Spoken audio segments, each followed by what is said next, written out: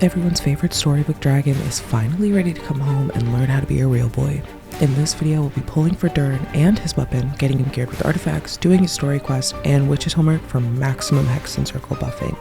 If you like relaxed, silly, mostly mediocre genshin gameplay, don't forget to subscribe and leave a comment letting me know how your Durin pulls went.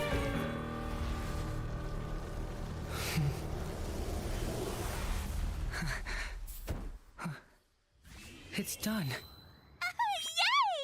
We just gotta finish it before Master Jean sees.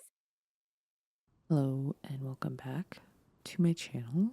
It's been a minute, but today Durin is out. The baby boy is coming home and we have to pull for him. We're going to be pulling for Durin and his weapon today. I have about, I think, just under 150 wishes, so we'll see what happens, but hopefully he graces us with his presence, sweet dragon boy. Honestly, if we lose, I don't know if I'll be continuing to pull for him. All right, let's get some things out of the way. Let's do his test run right now. It looks like I haven't done Venti's either. Oh, and I'm so excited for Yehoda. Okay, let's do Venti's first because I don't care about Venti. Oops. I do have him, but I just don't care. All right, here we go. Durin's in this? I do think it's weird that they've started adding 5 stars. Turning point in. Let's play.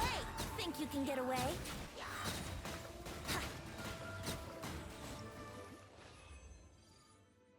Maybe Venti will be good now? Okay, let's do Yehoda next. I'm really excited for her. She's so cute. Even though I know her kit's not that good, really. I'm still really excited for her as a character. Ugh, this is so exciting. Throughout the story, Yehoda's just been one of my favorite characters to have on screen or in the background because she's always making funny faces. It's amazing. Oh, we just go straight into it. Okay.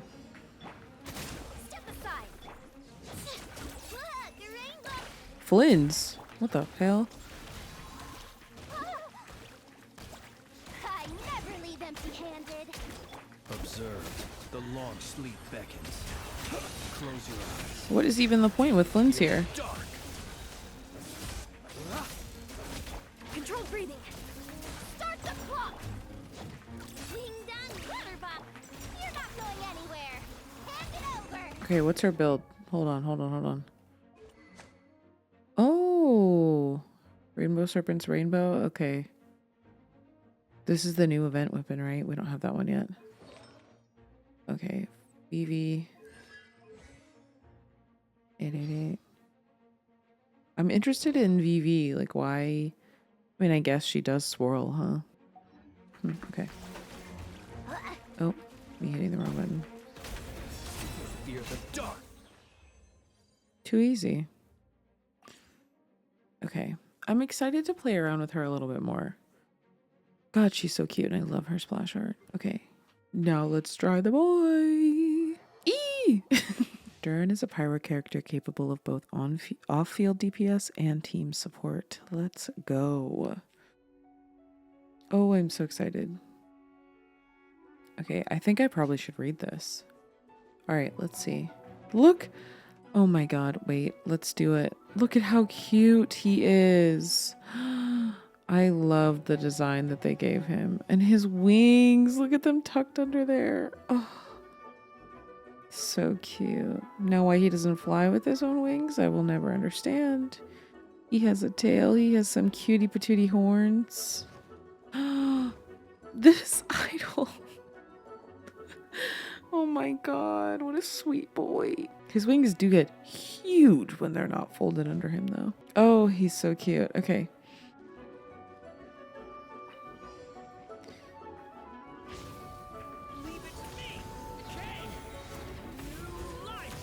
Wow, that's cool. Look, the periodic pyro. Nice.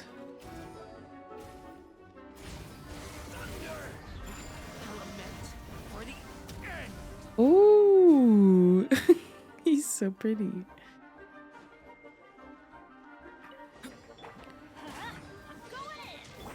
Albedo. Witness my great undertaking. Jumpy, jumpy, go! Blow them all up! Stay. Oh, he's in Dark State. Sorry. Oh, how do they have him kitted out? He's got his weapon, which obviously looks so good on him. And he's got noblesse. Okay.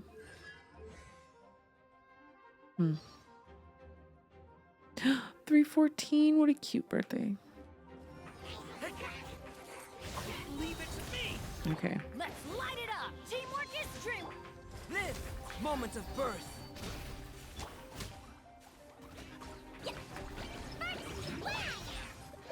Look at Cleo. She's so much faster. Oh my god.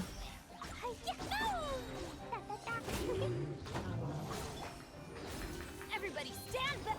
Okay. Feel this ancient power. Let's do the whole thing. Stay back.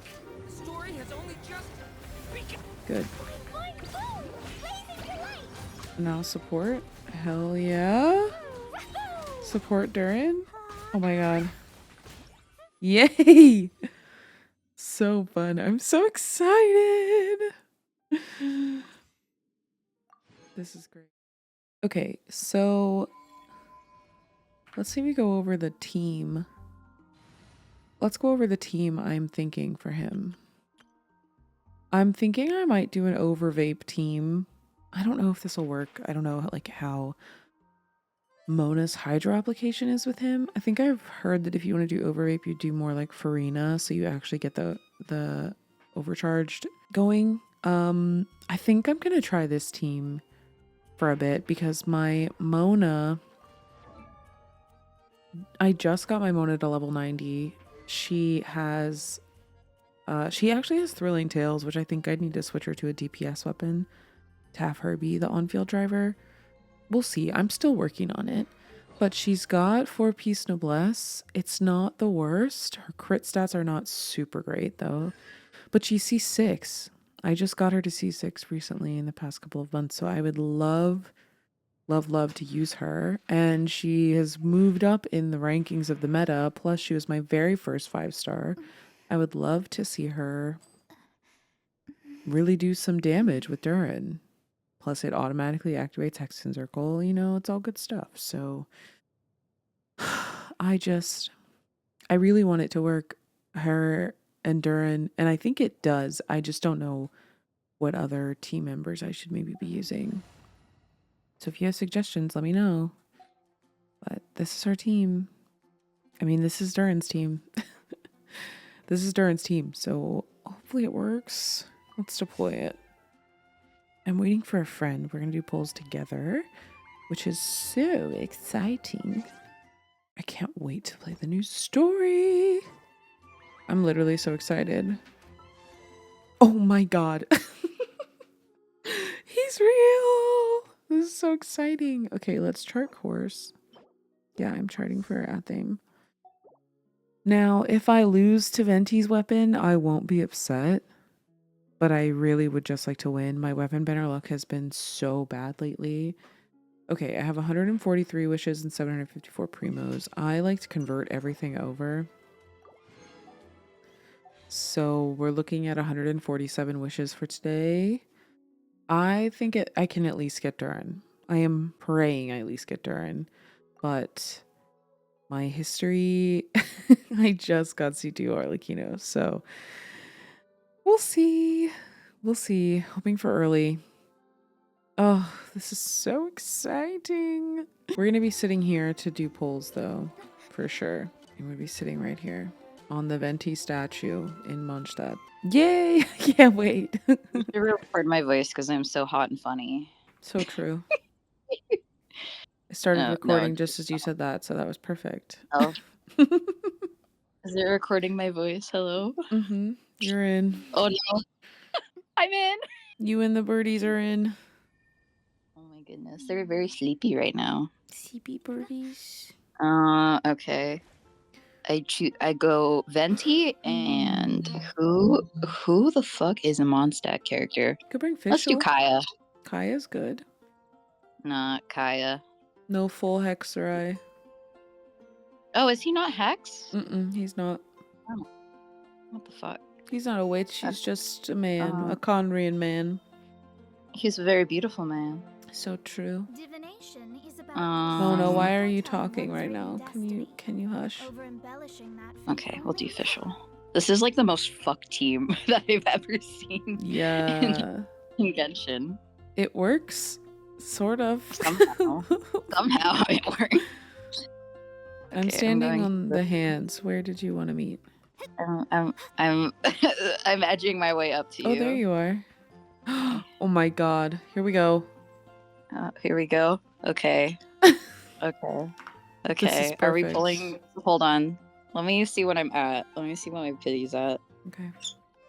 'Cause I'm nearing pity. I think I'm at 60. Yeah, I'm at 60. Okay. Let me convert.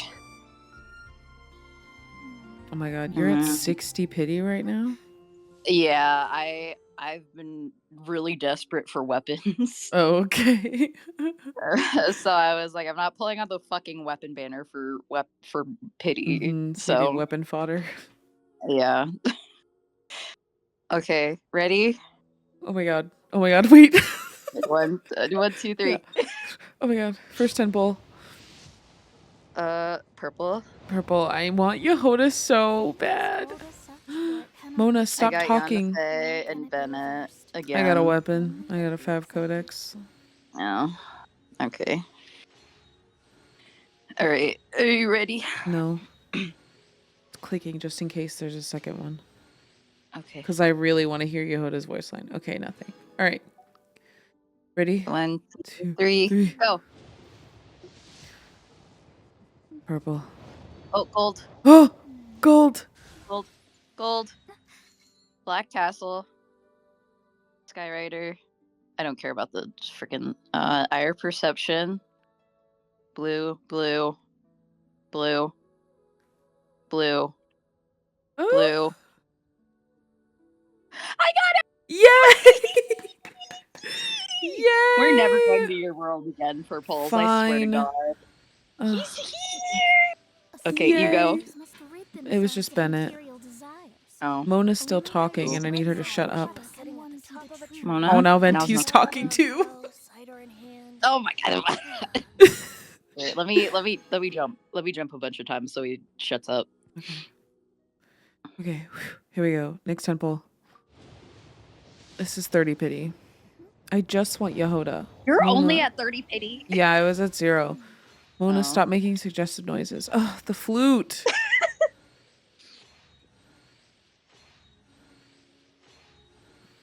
I'm gonna pull him out for this. So Okay. we have more Durin luck.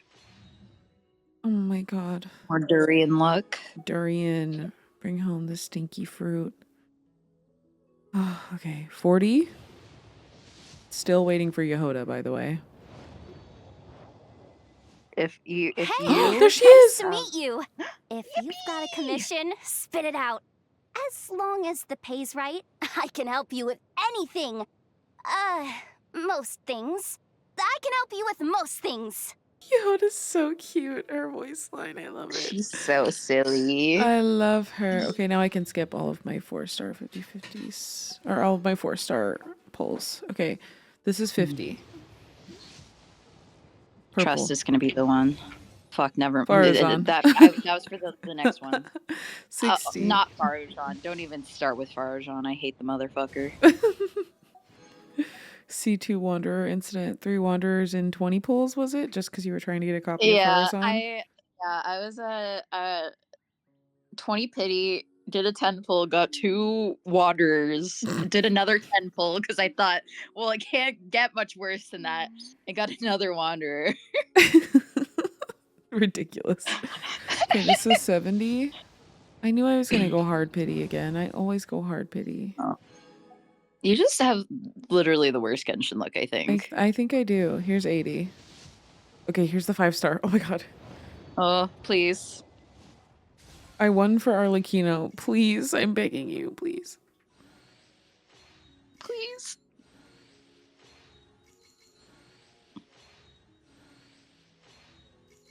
I'm holding my breath. Oh my god, Bennett just scared me. Bennett, please. It's been a long Baby! time. I'm Durin. Everyone used to call me Mini Durin, but as you can see, I'm not really mini anymore. Do you find my appearance strange? To tell you the truth, it's still a little strange to me. I have so much to learn. I hope you don't mind if I ask you for help. Oh, he's We did. so We baby. did the old school manifesting too, and it works every time. Oh my god. Yay, Durin! Okay, now I'm Yes, gonna he's a use the boy. rest of my pulls on his weapon. Oh, should I pull for his weapon? I kind of want Columbina. I want Columbina too. I want Verissa and Columbina. Oh, you're fucked. I am. Why are you pulling for his weapon if you're pulling for both? Because I want his weapon. Can I No. stop here and Okay, pray? I'm I gonna wanna take a wait. stroll. I won't go too far. I'm gonna Okay, wait. how about we do a singular 10 pull on the weapon banner? If it All doesn't right. happen, it just doesn't happen. Fine. All right. I exchanged for Ready? my free wishes. I'll use those. Okay, ready? When you're ready. Ready, Yeah. set, Go. go. No. Nope. Ugh. Ew.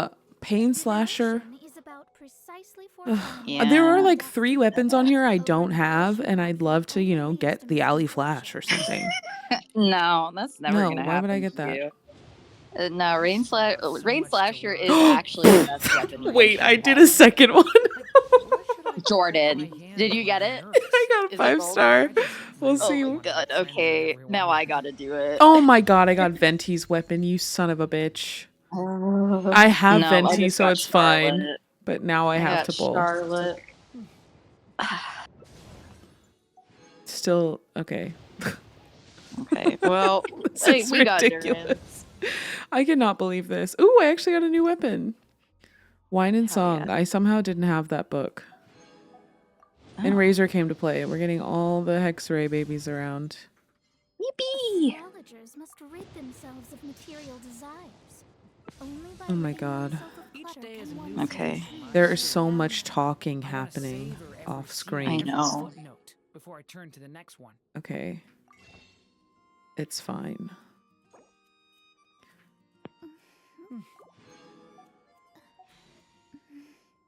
I'm just doing my base levels right now. Okay. I just got his weapon. I Oh my spent all God. my wishes. Jordan! But I got Venti's. I couldn't let it go. That's how they get you. Yeah, it is. But I'm not going to waste a weapon pity like that. Divination Yay! about precisely Does it not carry Cute. over to the next No, banner? it doesn't. Oh, And I got the evil. Prospector's Drill. I didn't have that one either. Still didn't get an Alley Flash, though. Put my hand Uh, All right. I 2 don't wishes. think I have Alley Flash Really either, wanna be friends actually. with everyone. Okay. Let's do some quick gearing. Yeah, I'm I'm gonna bring putting- out Durin and Venti.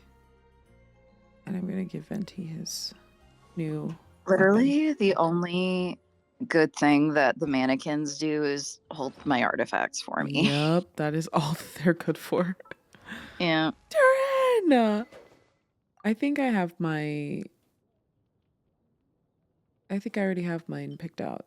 Each day Okay, is a new switch. page in my story. What are you running? I wanna savor every I scene, have every a footnote Noblesse before I turn set to the ready next for one. him. Ooh, fancy. Yes, very much so. I wasn't sure if I should be giving him pyro damage bonus. Or not, 'cause I have a decent pyro goblet that he could have. That's not leveled. I have him on I think pyro goblet. No, attack goblet. But I'm running full set I still Crimson have Witch. so So much to learn Oh, about yes, I each forgot you day were as a doing new Crimson action in Witch my build. story. Like, There's I so wanna much savor every talking scene, happening in the every background. verse It's before I freaking me turn- out. I just really this is wanna be why I friends have with the game everyone. muted at all times. Hold on, I have to turn the voices off now. I usually like to have them on, but I think in co-op Mm. it's worse. Yeah. They were synced in my world. Hold on, they're synced doing idols right now. They're both egged up. Oh, that's so cute. Should I trash Oh, the that was Pyro sweet. Crimson Witch Goblet with shit stats? You should trash it. Okay.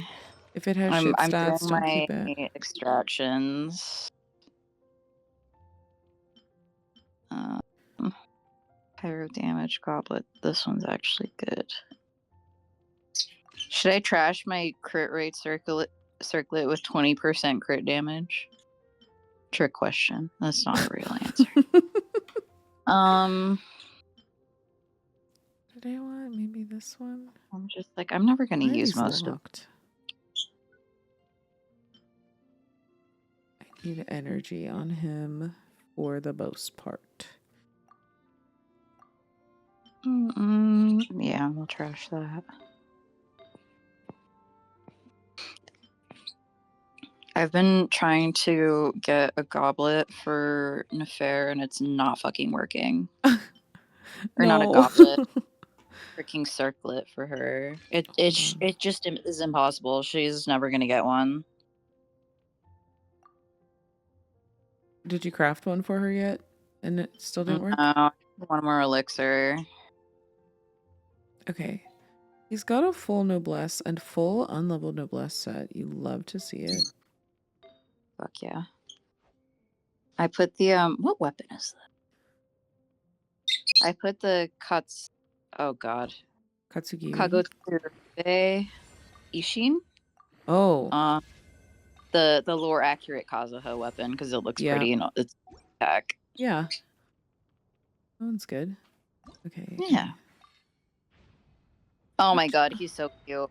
Oh my god, he's so freaking cute. cute. I can't stand Look it. at that. He's adorable. Oh my god, the way he flies when he does this charge. What the heck? Mm-hmm.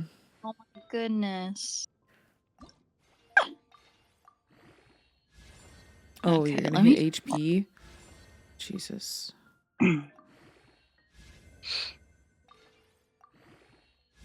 No. My god. Why are artifacts the worst? Can I just say? Yeah. Specifically for you. I have the actual worst artifact luck. It's not even funny, actually. I have gone Okay. through all of your artifacts one by one, Mhm. and I think I found like 4 that are actually usable. Yeah. They're not like that bad anymore, but they're just not great. Okay, I have Yeah. almost all the materials for his sword, though. Now, do I have the materials do I have the leveling materials? That's a different question. Oh yeah, I'm struggling on that bus. I am broke when it comes to weapon ascensions. Okay, I need 4 more of those. Ugh, oh my god. Okay. I actually should level him up. Oh yeah, he does talk a lot. Wow.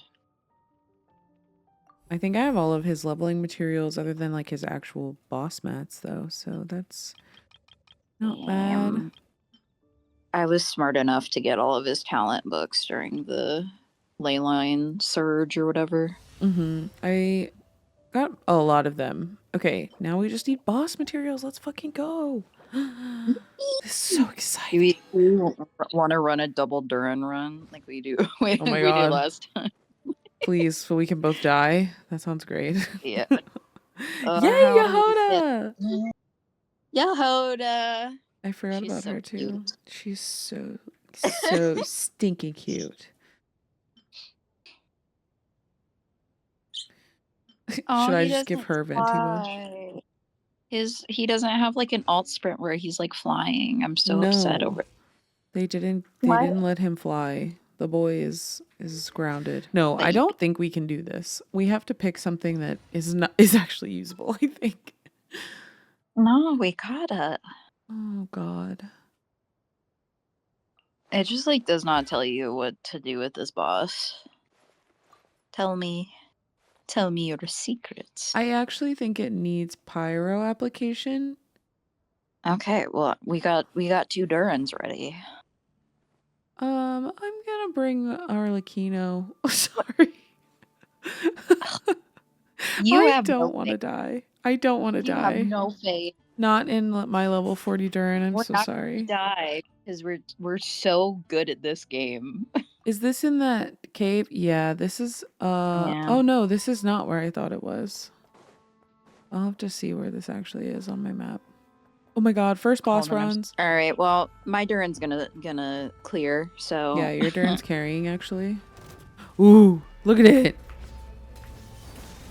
Oh, I'm clicking the I wrong have button. I'm no not being idea. helpful. I should probably have learned his kit before I just ran in here without any thoughts. Well, you know, that's not what we're good at. No. Look at him doing those numbers. 700, 900. Yeah, Go back. you love to fucking see What- it. What does this mean?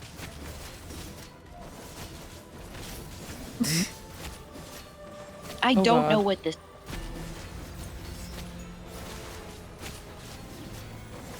Oh god. There he goes. He's down. He's down. Now. Yay.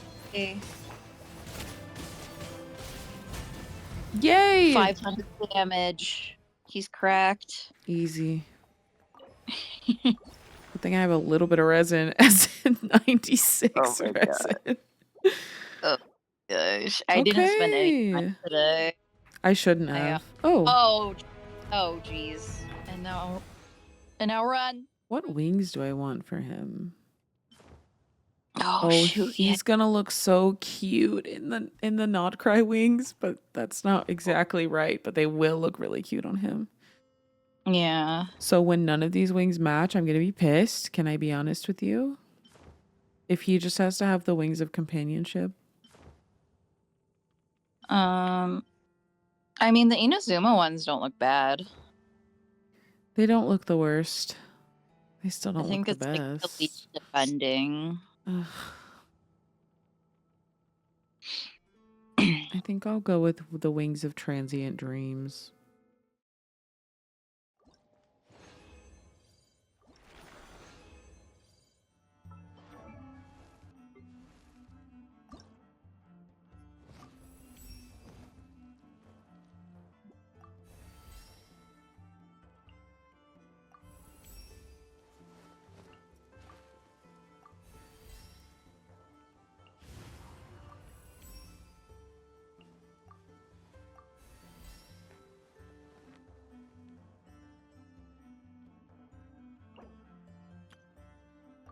And just like that, it's time to level 90 Durin. Well, at least uncap him. I don't think I have the materials for that, but let's see.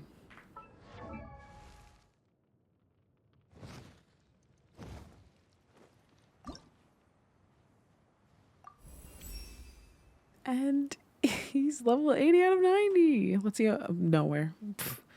We can get to level 81. Love it. I need to farm some books, but that's it. He's uncapped. And his weapon is level 70. I think I have some resin. I can farm this and get it up to at least level 80. I have to do his Hexen Circle quest though. So we'll do story quest and Hexen Circle quest in this video as well. Yay! Durin! Oh, it's Durin! The last time I tried to start this quest, my ping completely dropped out. So let's try again.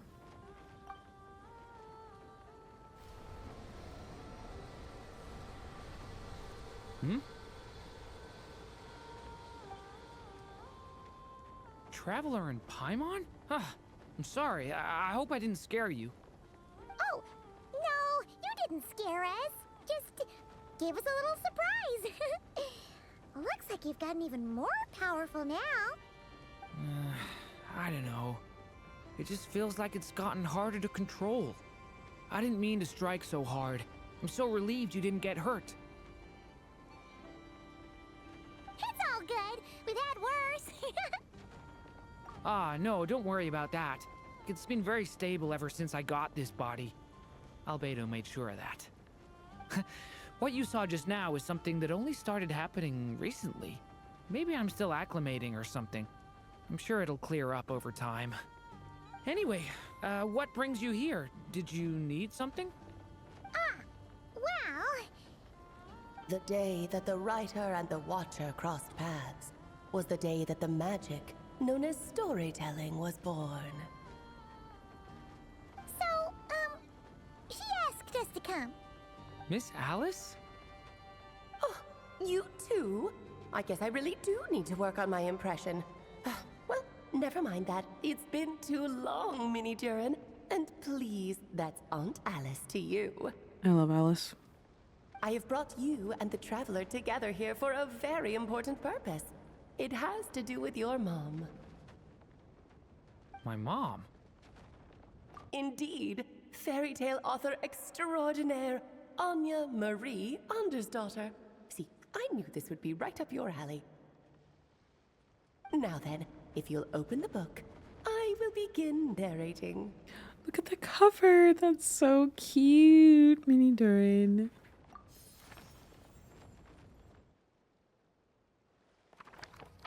Oh, what a cute transition. Stop.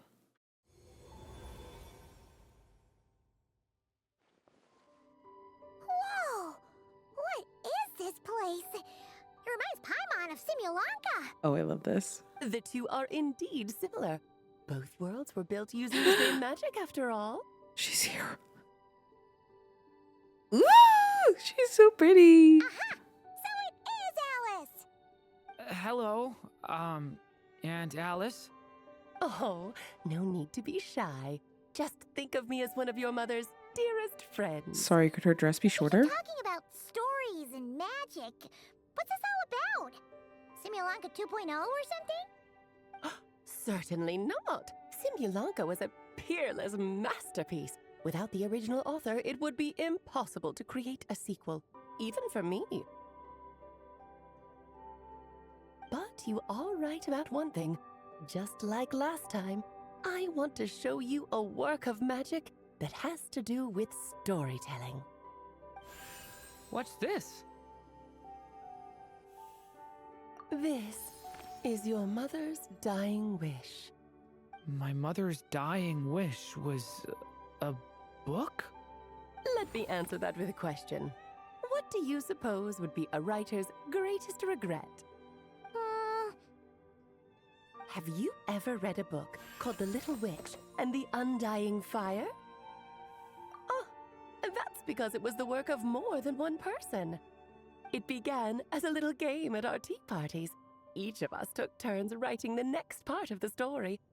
I wrote the first volume, then the other mages took their turns. Em was tasked with writing the final volume and tying everything up. But by the time everyone had finished writing their parts, Em had passed away. Oh, it was a terrible shame. A true tragedy. And that is the answer to my question. A writer's greatest regret is to leave a story unfinished. But all is not lost. I couldn't stand the doom and gloom of it all, so I went ahead and wrote an ending myself on her behalf.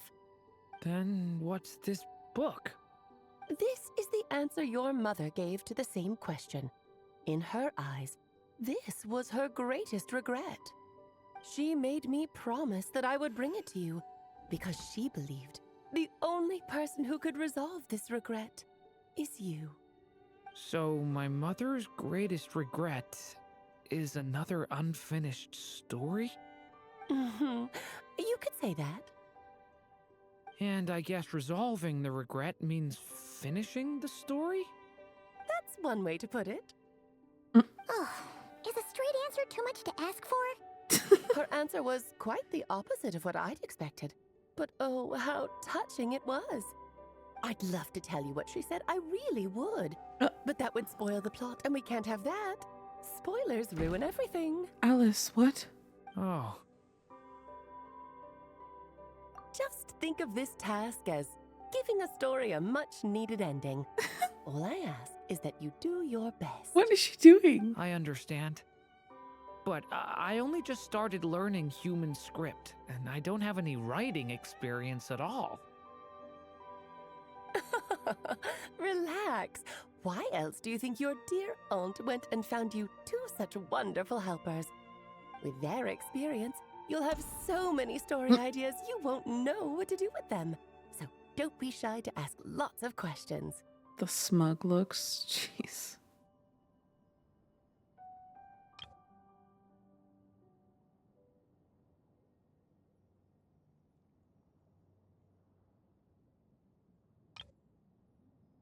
Yeah. If it's to help Durin fulfill his mother's dying wish, then we're in. Aunt Alice, could I ask, what kind of story was my mother hoping to write? I had a feeling this might come up, but that answer isn't mine to give. You'll have to find it yourself, here inside this book. Don't worry. We'll help you come up with loads of ideas. Yeah, let's find a nice spot where we can settle in and read through this thing. We could even get some snacks, too. Oh, the actual process might not be quite the walk in the park you're imagining, Paimon. Why's that? Because when Em created this book, she borrowed my magic. In other words, it's not a book you can just pick up and read. It's a magical book. Its chapters are scattered through memories of the past. Gather them all, and the book will show you its secrets. So, where are we supposed to find these memories? Em left a trail of clues for each unfinished chapter. Follow the hints, and you'll find them. Oh, and when it comes to adding to the story yourselves, you'll need to use this. Oh, And this is... This, my dear little Paimon, is the ink Em left behind. Infused with a little of my own magic, of course. If you're planning on writing something inside the book, you'll need it. It's extremely precious, so be sure to use it sparingly. This is all that's left. So we need to search for the memories and keep an eye on how much ink we're using. Oh, it just had to be a wild goose chase, didn't it? Perhaps it's just another form of storytelling. Em was ever so creative when it came to things like that. Just think of it as a little challenge your mom left behind. Who knows? There could even be a mysterious prize at the end of it all. prize. I don't care about that. This was my mother's dying wish. Whatever it takes, Oh. I'll find a way. So pretty. With the two of us by your side, you'll be just fine. Okie dokie. That should be pretty much all you need to know. Oh, and once the story's complete, do let me have a little look-see, okay? I've read everything she ever wrote, so naturally, I can't miss this one. Yeah, most of the time you're pretty hard to pin down. Don't worry, I'll know when you're finished. Just wait for me to reach out. All right, off you go. I can't wait to hear how the story ends. Oh boy. The spin made me a little bit dizzy.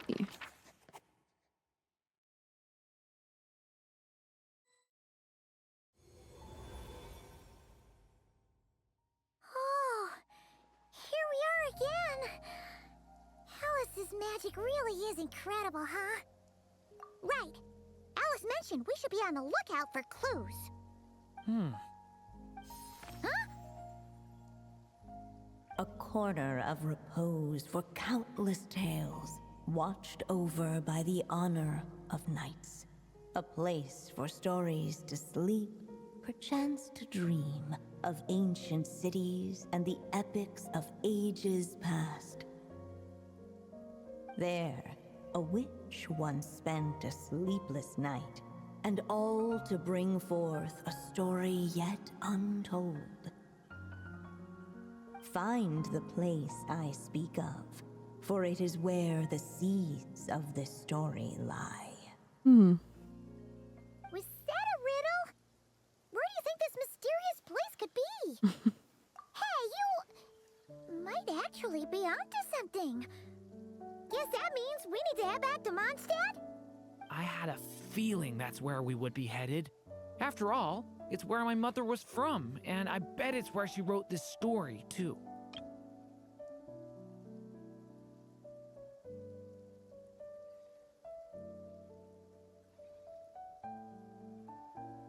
Yeah, that makes sense.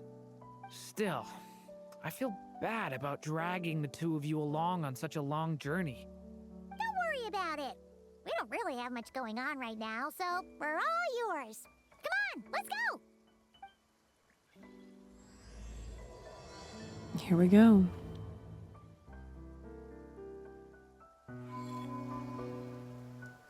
Oh.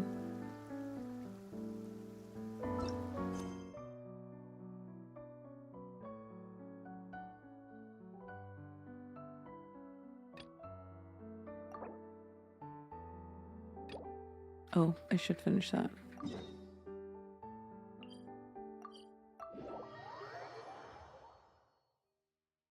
It's like a scene from a fairy tale.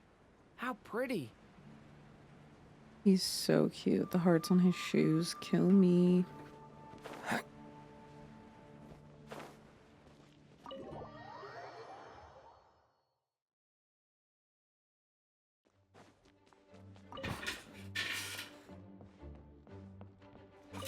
Oh, you finished sorting already? That went much faster than I expected. Now then, what would you like in return, cutie? You freed up my whole afternoon helping me with that. How about we spend it together? Ah, so you noticed too. Such strange names, and even stranger contents. Not to mention, this is the largest library in Northern Tevat, and I didn't recognize a single title on the list. I just don't see how that's possible. Unless... Actually, we just ran into... Trouble, I presume? I think I'll steer clear if it's all the same to you. Besides, if a book exists in this world, then there's a place for them in this library. Better for them to remain here than end up in the hands of someone more... suspect. Anyway, here's your payment. Thanks again for all the help. Lisa is the most suspect person in Tevat. What do you even mean?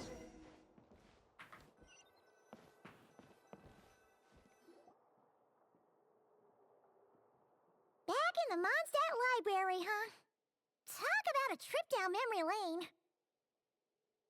So, we're supposed to find the seeds of the story, right? What do you think that means? Well, we're in a library, so it's gotta be books, right? But seriously, there's so many here. How are we supposed to know which ones we need? Making a racket in a library? You should know better than that. Lisa! Oh, sorry about that. Now, who do we have here? Ah, my golden-haired cutie. And my little horn cutie, too. Sorry, Miss Lisa. I know you taught me to be quiet in the library, but Paimon was just trying to help. Please don't be too hard on her. Well, it has been far too long since we saw each other, so I suppose I can let it slide just this once. Back when he first arrived here, poor Jean wasn't sure what to do with him, so I stepped in to lend a hand. I figured, if I can handle a boy raised by wolves, then teaching one who's part dragon should be a walk in the park. Nice! Sounds like Durin was welcomed with open arms. Why, of course. Now, let's save the reminiscing for another time. I'm sure you're here for a reason. Did you need to borrow some books? It's kind of hard to explain. Maybe you could take a look at this. Oh?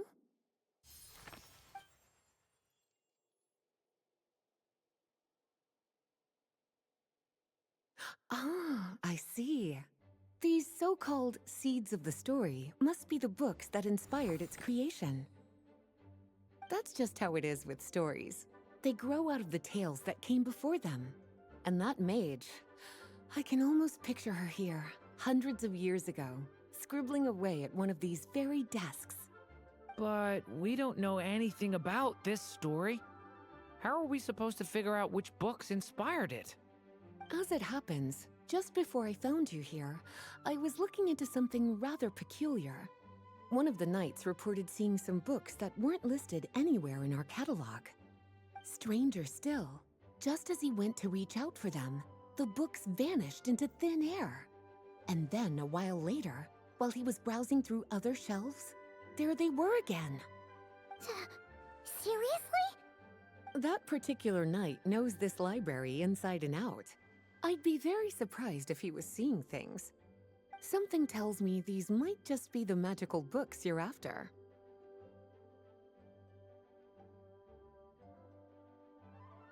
According to the report, there are 3 of these books in total.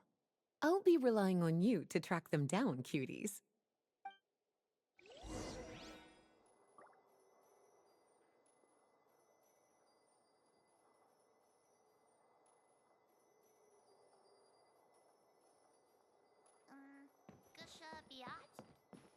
Kinda looks like a poetry collection. But why is part of the title missing? Let's see what Lisa makes of it. Okay. Just gonna walk around and collect books. Oh, wait! Did Clee write this one? Should this even be here? We better show it to Lisa. Clee writing a book? That'd be so fun.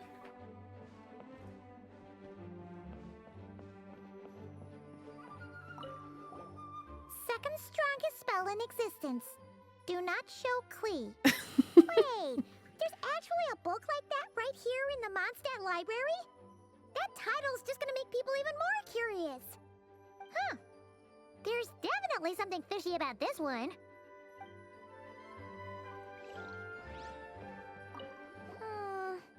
Let's hang on to this one for now. Could be one of the ones we're looking for.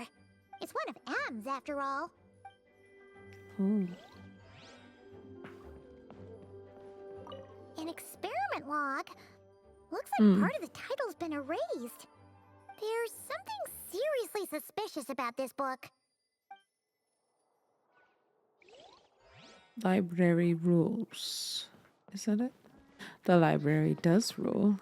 Get a library card, everybody. Well, did you manage to find them?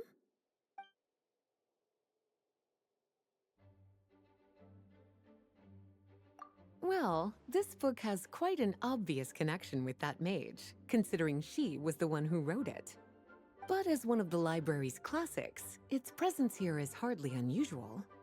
It really is a must-read, so if you haven't read it yet, that's your homework, cutie. Oh my god, Lisa. Well, did you manage to find them? She has that 1.0 nose.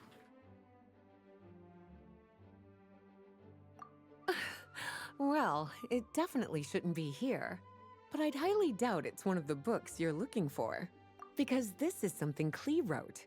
It's a compilation of all the best fish blasting spots around Mondstadt, as well as the most convenient places to stash her new jumpy dumpties. Of I love course, Clee. There's no way she'd get away with keeping a book like that in her bag. And she'd be in big trouble if Jean were to find out. Not only would the book itself be confiscated, but she'd be looking at a whole day in solitary confinement at the very least. Somehow, she figured out that the best place to hide it was right here. No place like a forest for hiding trees, huh? Now, every time it gets confiscated, she just writes a new one and sneaks it back in. Yes. So thanks for helping me find it. I'll finally be able to hand it over to Jean. That's so cute. Well, did you manage to find them? I didn't realize that there's a lantern on the end of Lisa's hat. Did you see that? Truly extraordinary. And certainly not the kind of thing that should be just lying around. In fact, Miss Alice gave strict instructions about it. So, it's some kind of book of spells? Paimon's guessing magic this powerful should be kept a secret. It's true. This book does contain one of Miss Alice's spells. But honestly, virtually no one could actually pull it off, even if they tried. The only reason it's even meant to be in the restricted section is because we can't let Clee get her hands on it. After Clee was born, Miss Alice advised us to seal it away. She even added that little subtitle herself. Oh my god. So, it's to keep it away from clay, huh? Does that mean she could use it to cause even more mayhem than she already does with Jumpy Dumpty? No, that's not it. As Miss Alice herself put it, letting Klee see it too early would spoil the surprise. Oh my god. Well, did you manage to find them? Huh. This book definitely doesn't belong here. Yeah, we can tell just from reading the title. Albedo was the one who brought it in. He suggested I place it on the restricted list and keep it sealed away. Why? He said it's full of forbidden alchemical formulas, some of which could even result in the creation of dangerous monsters. Apparently, the danger it posed was so great, he didn't even feel like it was safe to carry around or keep it in his workshop. Really? Definitely sounds like it shouldn't be here then. Still, if that maid read this book too, it must have been written a lot earlier than I'd imagined. Well, did you manage to find them? Yes, this is a restricted book, all right. It certainly isn't supposed to be here. Huh. But it looks like a regular poetry collection. How did it end up being classified as a restricted book? The issue lies with one of the poems inside. You've heard of the great battle that took place on Dragonspine, yes? 500 years ago, during the cataclysm in Conria, an evil dragon descended upon Mondstadt. A fierce battle with Dvalin ensued, but in the end, the evil dragon fell, and Dragonspine became its resting place. We're talking about Durin. The Durin of Dragonspine. Well, the poem in question turns the whole battle into a dance, with the evil dragon recast as an innocent child who came here in search of friends. But given all the suffering experienced at the claws of that dragon, how could the people of Mondstadt accept such a retelling? Bards are often accused of inventing history or distorting the truth in their ballads, but this one hit a bit too close to home. And since the knights back then were unable to track down the author, they decided to ban the entire collection, blot out the title, and seal it away for good. So the version in the poem, it was all a lie? I'm afraid that question is something only the dragon himself could answer. Well, would you look at that? Okay. Seems like these are the little troublemakers you're after. And all three just so happen to be forbidden texts. What kind of story requires reference material like that, I wonder? Forbidden texts? You know, the first time you mentioned that the library had a restricted section, I thought you were just trying to scare us. Are you saying it actually exists? Not really something you should be poking your little nose into, is it, cutie? Sorry. Seeing as it was Miss Alice who asked you to look for these books, I won't question the matter. But they'll need to be sealed away again once you're done, so don't forget to return them. Don't worry, Miss Lisa. I won't forget. Well then, that's all from me. After all that hard work, I think I've earned myself a nice cup of tea. All right, we've gathered all the reference books. What's next?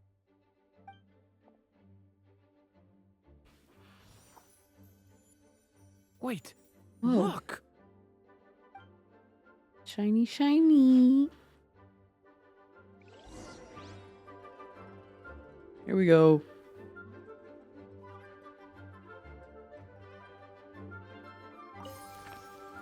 In.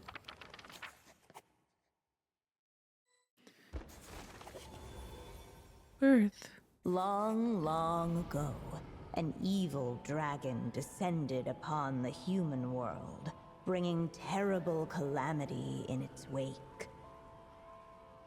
Bravely did the people resist, until at last, the dragon lay slain.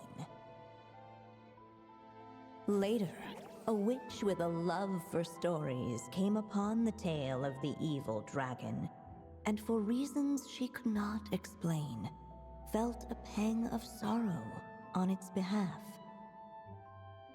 For she knew, despite its body being born of wicked alchemy, all along, the dragon's soul was that of an innocent child.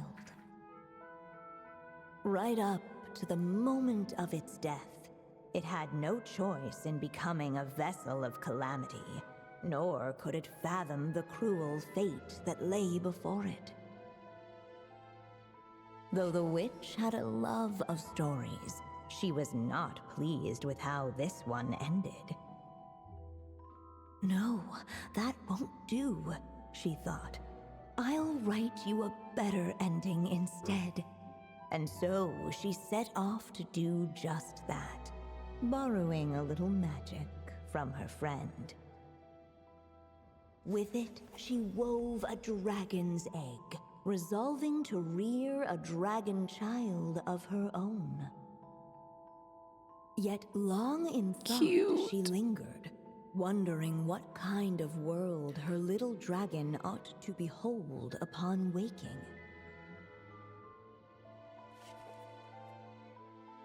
What should be used to adorn his cradle? Wisp of woodland air, trace of palatial splendor. Oh God. I like woodland air, I think. This is so cute. At last, she made her mind Oh my up, God. adorning the cradle with a wisp of woodland air. Then she quietly waited for the egg to hatch.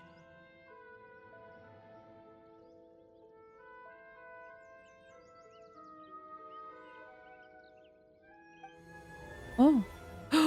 Whoa. We're actually inside the story. This must be Aunt Alice's magic. Yeah. A story about me? Why don't we just see where the story takes us? All we know is the beginning at this point. Okay. This is so cute. And now a golden-haired traveler, a silvery sprite, and a dragon-born youth step onto the stage. What new chapter will their arrival bring? Whoa! That came out of nowhere. Was that the same voice we heard just now? Yeah. But why does it sound so familiar? I've missed this. It's just like the stories my mother used to tell me. Oh. You mean... Em? She used to tell you stories? Yeah, she loved it. Back when she was still alive. Oh. Sorry, we should focus on what we're here to do. So, now that we're in the story, what's next? The dragon youth wondered aloud. Yet all he could do was wait for the story to unfold. Of course, there's something to be said for helping it along. Perhaps a little exploration could prove fruitful. Oh! Is that a hint? Yeah, I agree.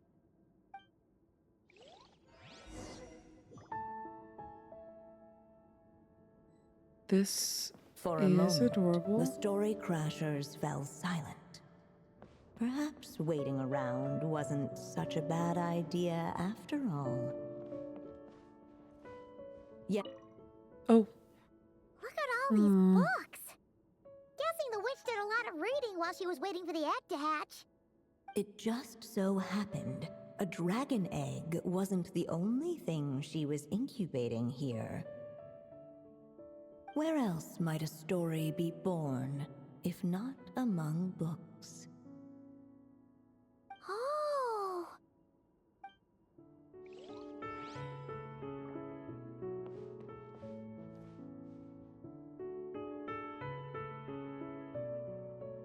I didn't know she was gonna talk anymore. Now I miss stuff. This Dodoko doll is meant to be the witch in the story, right? Wait a second.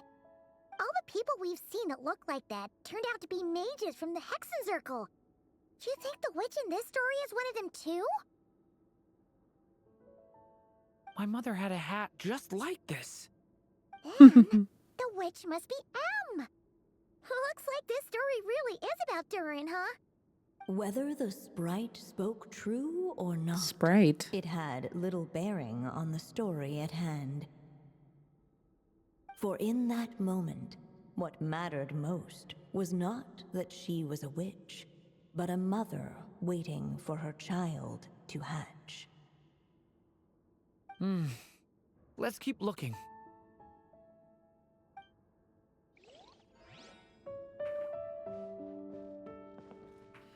Cat.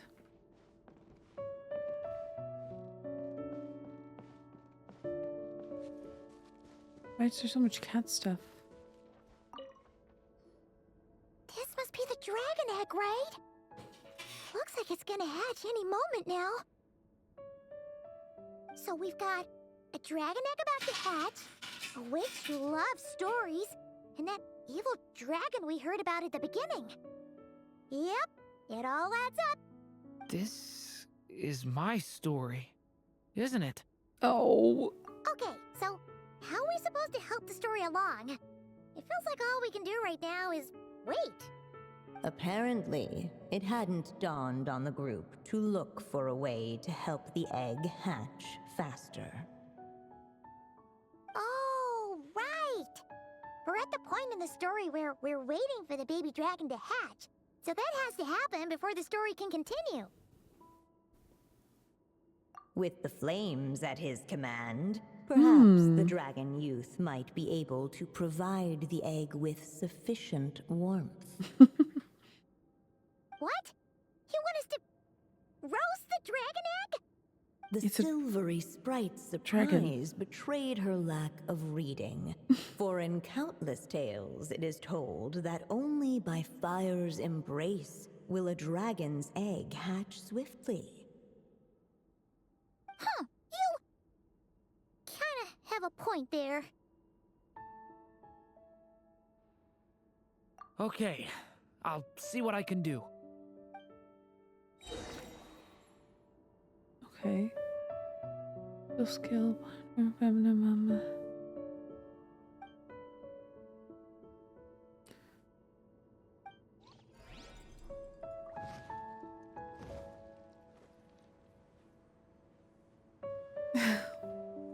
That's so cute.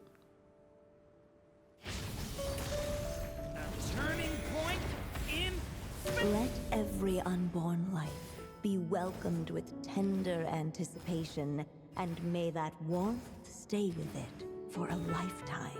That is so cute. At last, under the witch's expectant gaze, Oh. the little dragon broke free from its shell. Mini Durin. No living being has ever decided the moment of its birth. You were no exception, my child. I brought you into being because I willed it so, just like the witch who created that evil dragon. But I promise you this. Your birth was wanted. You are loved, and you will have a different fate than the dragon that came before you. Oh. You've never told me those things before, but for some reason, I always knew. Thank you for bringing me into this world. That's so sweet. The waiting witch did not feel lonely, for she had 3 visitors by her side. Together, Cute. they beheld the hatchling's first Look breath at Mini of Durin. life. I kind of miss his dragon form. Holding her dragon child close, the witch promised him a life unlike that of the evil dragon. And so, nestled in his mother's warm embrace, did the little dragon's story begin.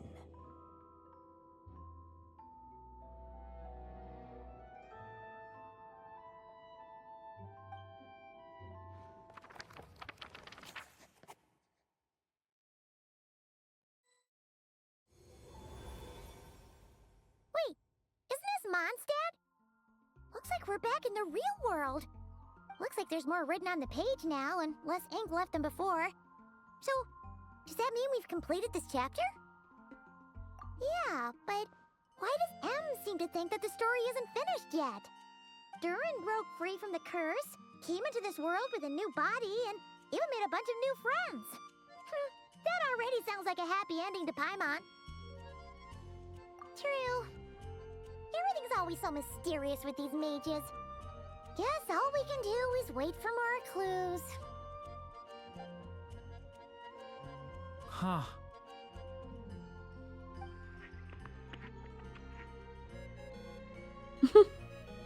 Is this thing on? All right, that should do it. Hey, that's Alice's voice! Hello there, children. If you're hearing this, you've stumbled upon the little recording I left for you. I thought you could use a few hints about how the book works. By now, I'm guessing you've already begun to leave your mark on the story. You should know, however, that the book needs time to absorb the ink, so the next chapter's clues won't show up right away. Wait, so even magic ink needs time to dry? The good news is, you can return to any chapter you've already completed and continue to explore the mystical, magical storybook world you helped create. Have fun, dearies. Toodles! Hmm. Is that Paimon was so ready to knock this out in one go. why they say you need Maybe 2 it's days to for do the this? best. Sooner or later, we'll end up being whisked off to another world again, and if that happens, who knows when we'll be able to come back. So it might be good to take a break while we can. A break. Yeah! Paimon has a sudden craving for the Good Hunter's sticky honey roast. And we happen to be in Mondstadt, so... So let's meet up here later. I need to find Miss Lisa to return those books anyway. Wow. Okay. Wait for the book to reveal hints for the next chapter. Aunt Alice said we can return to the story world at any time. If you feel like checking it out again, just come find me. Huh. Paimon's feeling totally recharged after such a long rest. Let's go find Durin and see if that book has any new clues. Alright, time to continue this Durin quest.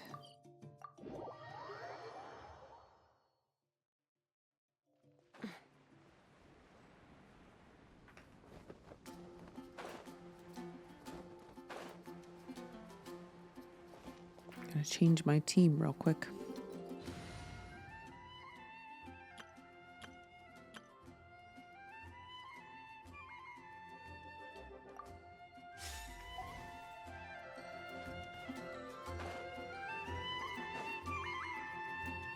Hey, Durin!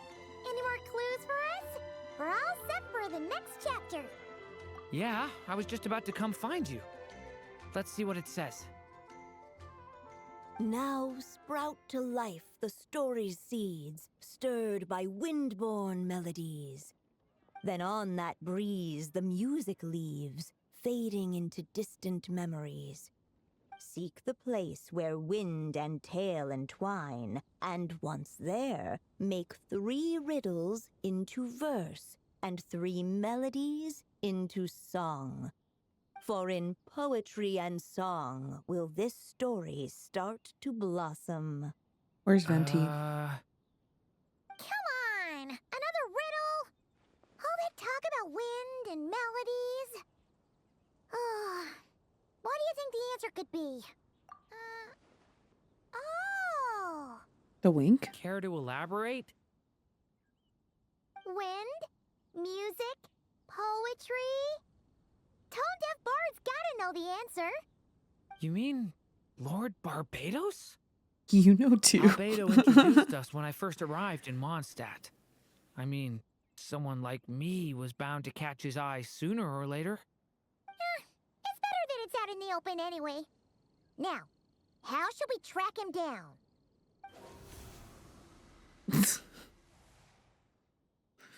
I'm pretty sure he's already caught wind of what's going on here. Not the pun. Why don't we just see where the wind takes us? Another pun. Right. to forget he's a real god sometimes. Damn, Paimon.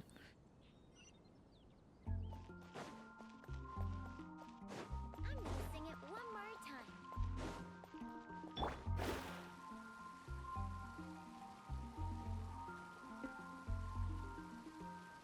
Oh, up there. Traveler, Paimon! What a sight for sore eyes! Ah, and the little dragon from the fairy tale world. I heard your voices calling out to me on the wind. Something about needing help with a riddle? Sorry to disturb you, Lord Barbados. Disturb me? Not at all!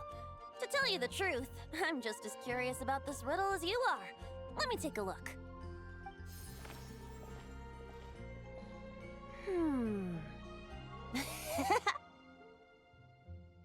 What is it? Did you figure out the answer? 3 riddles and 3 melodies. That sure takes me back. The answer you seek lies hidden in memory. Looks like running to Tone Deaf Bard was the right call after all. Long ago, those mages came to Mondstadt, seeking to test their strength against mine. But I replied, let us make music, not war, and resolve our conflicts through song. So I strummed my lyre and sang them this verse. O wind, welcome now, my guests. Pass through verdant leaves unseen, where shape your formless self may take, and offer up a graceful scene, a fleeting gift for welcome's sake. Leap at the edge of a sea of clouds, where land meets sky and sky meets ground. There frighten off the noisy crowds and bring my guests a calm profound. Fly beneath the stars up high, where mortal noise is swept aside, that my dear guests with starry eyes may share the dreams they hold inside. Now go to where I vowed to keep a quiet spot for them to sleep. No clash, no contest bars the way, just tea and mirth to fill the day. There you have it, the 3 melodies. As for the answers to those 3 riddles, I trust you can guess them by now. The woods, the edge of a cliff, and the sky? Correct! Funnily enough, your mother was also the first to solve it, all that time ago. There must be some kind of special rapport between those who write stories and those who sing them. The woods, a cliff, and the sky. Oh! So that's where it is! I suppose the spot that answer points to is where you're headed next. At You least should Paimon know, knows the answer. after solving my riddle, the mages even accepted my proposal and made that location their official meeting spot. And going by what your book is suggesting, once you found it, you might want to try playing the melody I just shared with you. Guess you can be pretty reliable when it counts, huh? Great Animal Archon? Thanks for the help, Lord Barbados. Still got questions for me, huh? Yeah, you must have read countless tales in your time, being a wandering bard and all. In your experience, why might an author consider a story unfinished? Unfinished? Well, I guess if there's something left to accomplish in the story, or, oh! If the last line goes, to be continued. Huh? Wow, your helpfulness lasted for like 1 second. In all seriousness, I would think the answer to that question lies in your mother's story itself. It's not my place to pry any further. All right then, we should get going.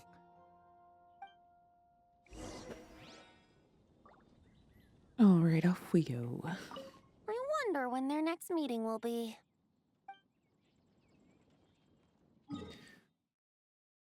Oh, Diluc. Later.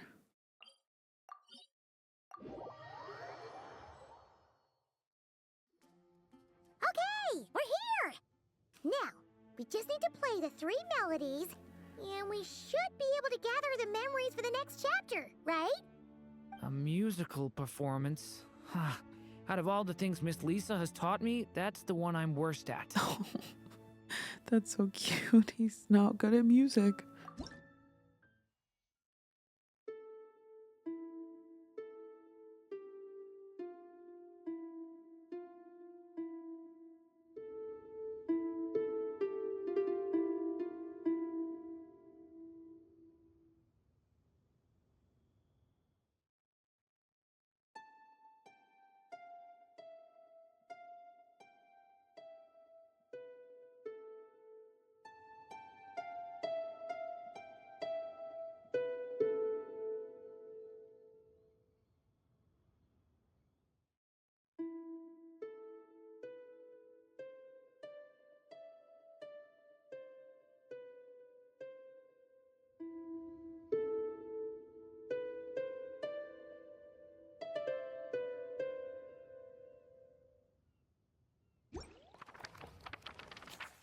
Oh.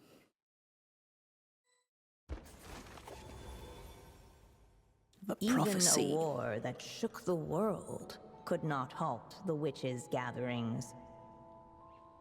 Yet even so, with the passing of time, 3 of their teacups no longer came to be set. The witches did not linger long in sorrow, for the Story Witch had brought glad tidings of her own. Born was her dragon child, safe and sound. Her fellow witches offered up their blessings, eagerly debating how to celebrate the child's birth. What should we use to celebrate his birth? Sweet candy, vibrant candy, duh. In the end, they settled on the sweetest candy they could find. After all, what could be sweeter than the arrival of new life? Exactly. And so, He's a baby. the witches' gathering turned into a birthday celebration. Cute.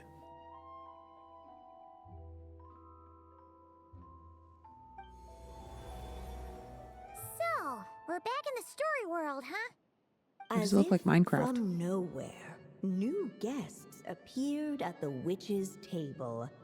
Perhaps they too had come to celebrate the dragon child's birthday. Yet while everyone else was busy thinking about what kind of gift to offer, these 3 seemed to have come empty-handed. Hardly the recipe for a warm welcome to a birthday party, now is it? A gift? Hey, what's this all about? We only just found out this was a party.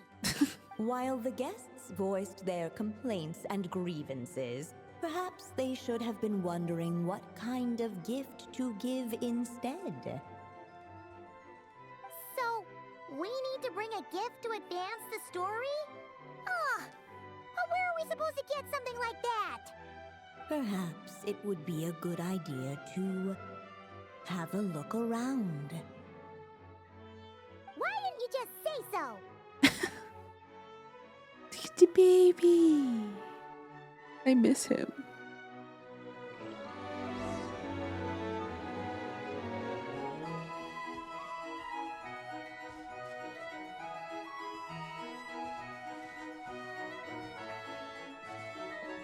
Oh. Hey, could we use these as gifts, maybe? At last, the guests found something to give the dragon child. Guess that's a yes then. Which one should we go for? Still, the guests wondered what kind of gift might the little dragon really want.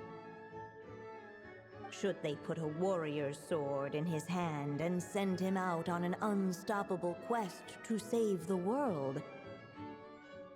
Or perhaps a wandering hero's slingshot and the promise of a life of endless, uncharted adventure?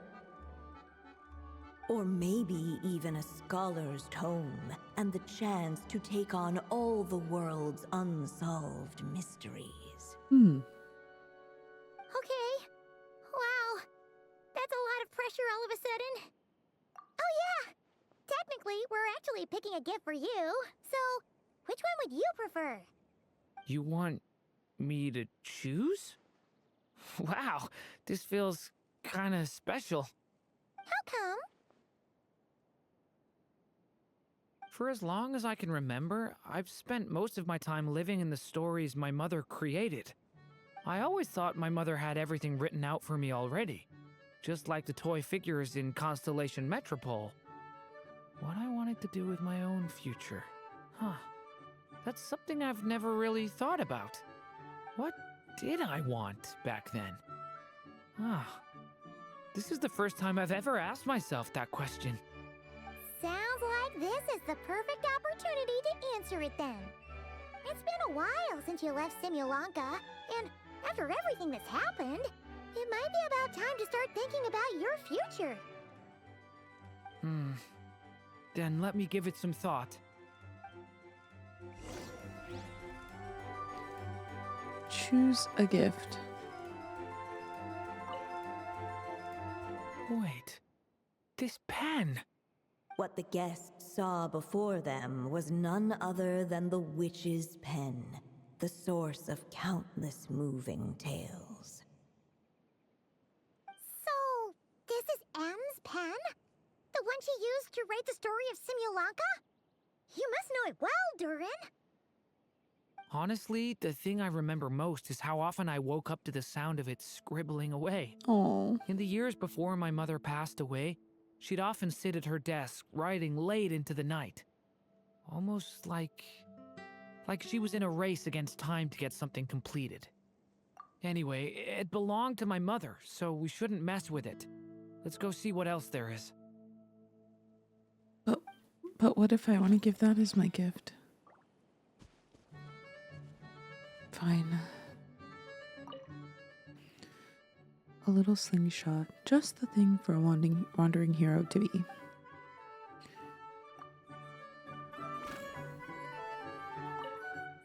A tome, the ideal gift for a budding scholar.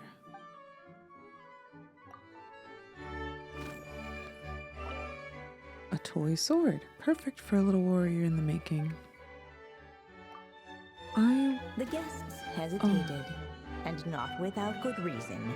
Given how much this gift would mean to the little dragon, a bit of careful thought could go a long way.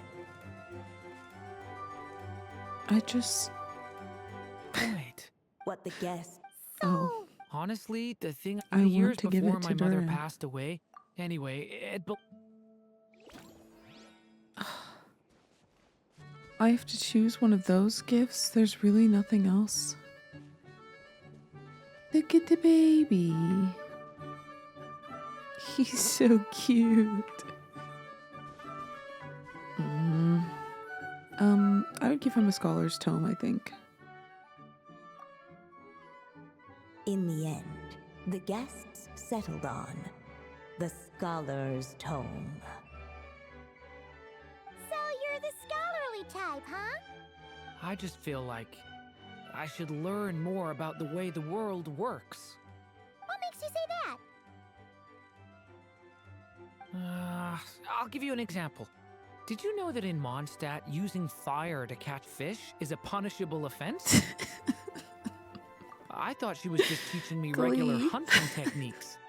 It was only after Master Jean caught me and sent me to solitary confinement that I realized I'd misread the situation.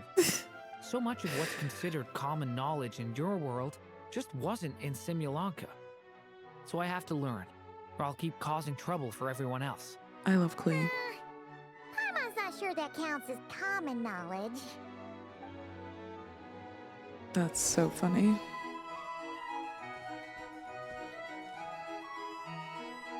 Alright. They should let us in now that we've got a gift, right? Hello there. Brought a gift this time? The newly arrived guest presented his gift, wishing the little dragon a future as a wise and accomplished scholar. Accepting the guest's blessing, the Story Witch invited him and his friends to take their place around the table. Finally, she could introduce them all to her dragon child, telling all in attendance about the moment of his hatching, and of course, the name he'd been given. It was then that the Seer Witch, diviner of the stars, withdrew her gaze from the heavens and turned a sorrowful glance upon the little dragon. Sorrowful. You gave him the same name as that evil dragon? That's right. But the life I intend for him shall be very different. What folly to love so blindly. For as you must know, a name is the mirror of destiny itself. He who bears an evil dragon's name must also inherit the fate of its previous owner. His fate has been foretold.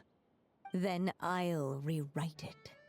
The witches at the table fell silent, for they knew the Seer Witch's words had never once proven wrong.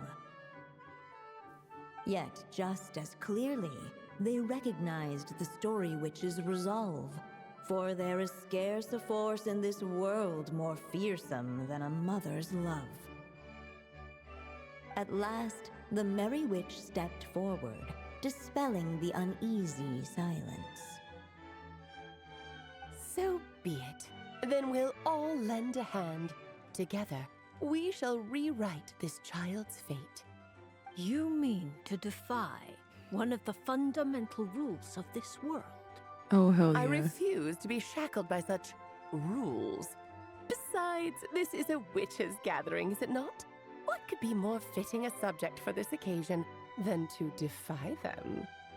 Oh? Sounds like an interesting experiment. I suppose, were we to succeed in Ryan this Dottir. endeavor, we might bring a touch of wonder to this otherwise dreary sky of stars. The Merry Witch finally talked them all round, just like she had done many times before. Warm and strong as the sun she was, so much so, in fact, that those who her light shined down upon had no choice but to bask in it. And so the witches readied their gifts, 3 marvels of the cosmos. For this child, I shall decipher the ravings of the heavens and lay bare before him the trickery of fate. For this child, I shall leave a formula powerful enough to unravel the very origins of this world, that he may seek another solution for the conundrum of his life. For this child, I shall call upon wondrous magic to make possible his impossible wish. All the Story Witch had was the pen in her hand, yet with the love that flowed from it, she resolved to bring forth a marvel of her own. For this child, I shall leave behind the last story I will ever write, and with it, a path to an ending yet untold. With the witch's blessings given and received, the little dragon's fate at last began to turn. In the midst of the dragon child's birthday celebration, the Seer Witch proclaimed her prophecy. The child had been given the evil dragon's name, and with it, the burden of its fate. But hearing this, the Story Witch vowed to rewrite it all, for such was her love and resolve. And so the other witches offered their gifts in turn, marvels as rare as any in the cosmos. Together, they sought to test one of the fundamental laws of this world, in part to support a mother's love, and in part to sate their own curiosity. Oh, and I almost forgot. Our new guests came bearing blessings of their own. Who knows? Perhaps this extra dash of wisdom might be all the little dragon needs to change his fate.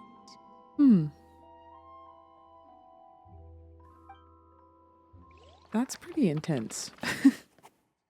Three marvels of marvels of the cosmos. Yep. Looks like we've completed this chapter too. Those witches in the story were the mages of the Hexen Circle, right? They sure seem to care a lot about you, Durin. Oh. But, Paimon kinda had trouble following their conversation. Just a bunch of mystery, as usual. The evil dragon's fate. Oh, is that what you're worried about? But didn't we already take care of that? After what happened in Simulanka with everyone's blessings? Oh my god, that was so long ago. The mages must have had a hand in that, too. Also, I was just thinking, which part of the story are we even meant to be completing? Oh, it feels less like we're filling in the gaps and more like we're adding something new altogether. But we use the ink, right? And the book hasn't given us any more clues, so that must mean our task is complete. At least for now. Yeah, I guess we're doing something right. Maybe I'm overthinking things. It's just, this is my mother's final wish, so I don't want to mess it up. Anyway, thanks for all your help. I'll let you know as soon as the book reveals a hint about the next chapter. Okay. Okay then. See you in the next chapter.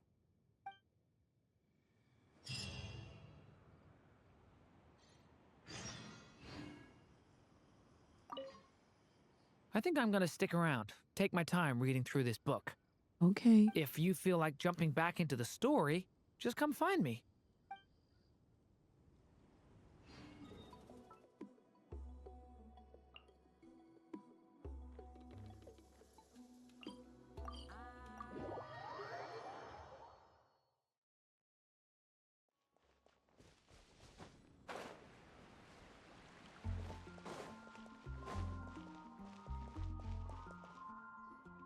Some say the god of fate calls the outcome of every dice roll before it's even made.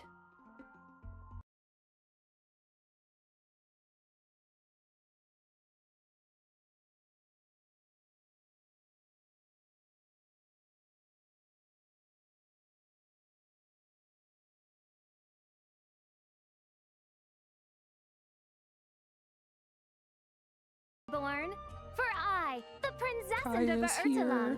have bestowed upon you the benediction of the midnight hour, and with it you shall surely smite this usurper. Mein Fräulein means to say she's rooting for you in secret. Oh, and that you must, at all cost, defeat the one who snatched her limited edition card back.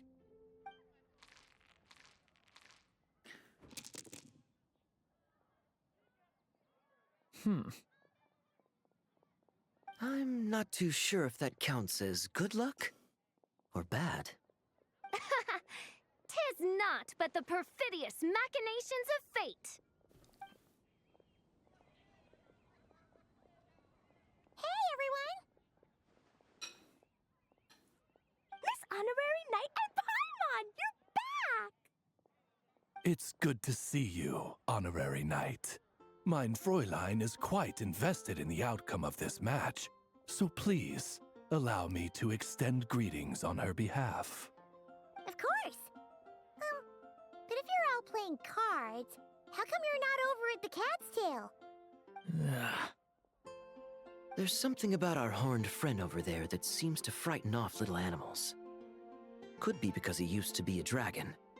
Normally, the animals just steer clear of him, but in the close confines of the Cat's Tail, let's just say, the feline residents probably consider it their turf. And we all know how dangerous a cornered cat can be. I just wanted to borrow one of their nests for a nap. One of their nests? Wait, Oh, I think that was in his character a trailer. cat sofa? Yeah, it's more comfortable for me. I can stretch out just the way I like. But it turns out the Black Cat and his minions are quite territorial. Luckily, Miss Diona helped smooth things over, and they finally agreed to let me use one. But, I only get to use it after dark. Oh, Diona stepped in! You know, underneath it all, she really does like helping people. The more likely reason is because Durin won't touch a drop of alcohol. As far as Diona's concerned, that pretty much makes them two peas in a pod. It's a shame, really, considering everything Mondstadt has to offer in that regard. Mondstadt's alcoholic drinks are a bit too much for me to handle right now. But maybe someday. There's no need to force it. Who says you have to drink just because you're in Mondstadt? Yeah, it's just... I'd really like to make some more friends. So I need to learn how humans socialize. I guess alcohol is usually involved, though.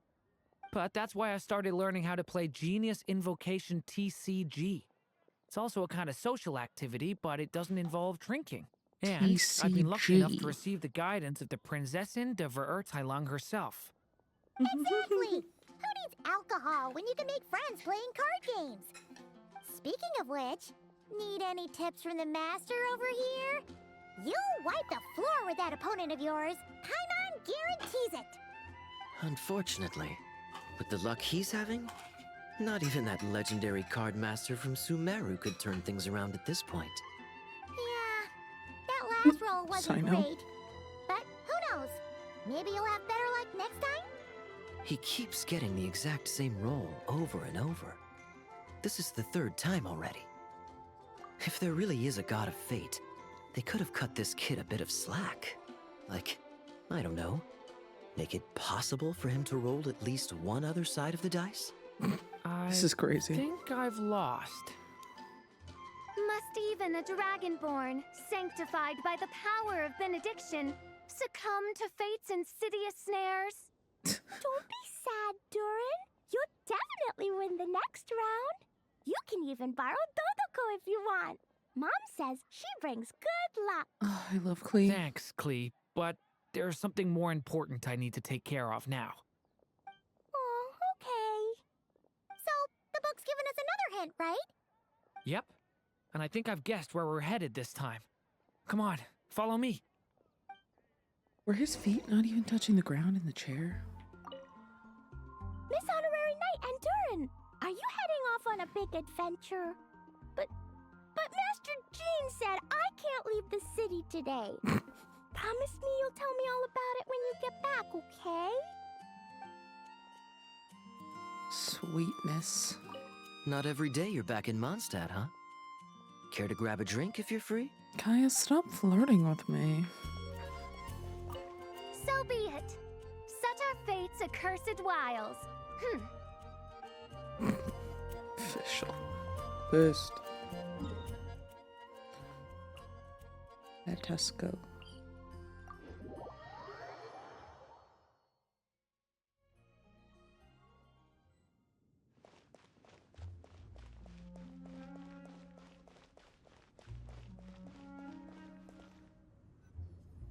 In what sort of castle might a storybook dragon dwell?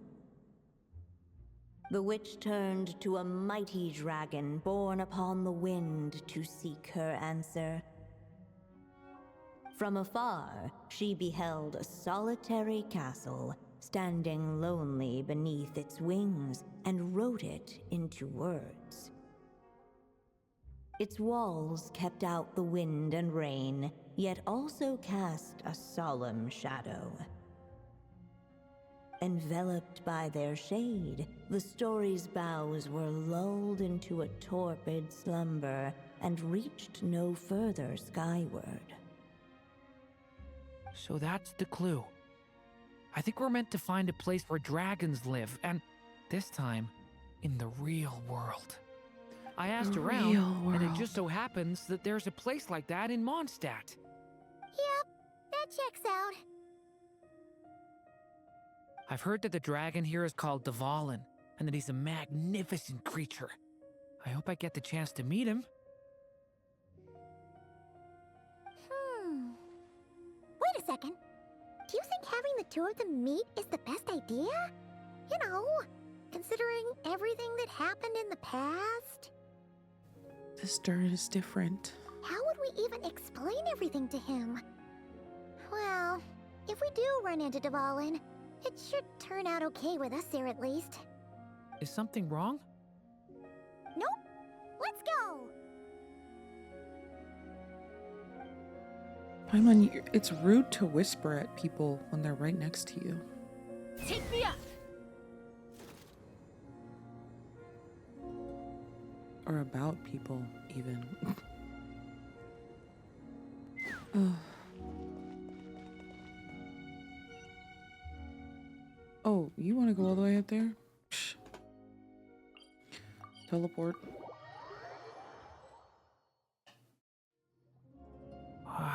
So, this is where Dvalin lives? In the past, we had to jump in. Yeah. True. Right into the middle of a raging storm. If you're afraid of getting blown away, Paimon, you can always hang onto my sleeve. Oh, that's sweet. Sweet boy. This isn't Paimon's first rodeo. Come on, let's get going. Whee! Enveloped by their shade, the story's boughs were lulled into a torpid slumber. Hey, I wasn't done. The little dragon grew with each passing day, and the story witch, who loved him dearly, built him a big, beautiful castle. Yet in the end, she herself succumbed to time's merciless march, setting forth on a journey to a place beyond even the stars. Oh no. All of a sudden, the little dragon found himself alone. He tried leaving the castle to make some new friends, Oh, his shadow. but already he had grown the claws and scales of an evil dragon, just as the prophecy had foretold. Afraid he might hurt someone, the gentle little dragon hid within the castle his mother had built, and came forth no more. Oh.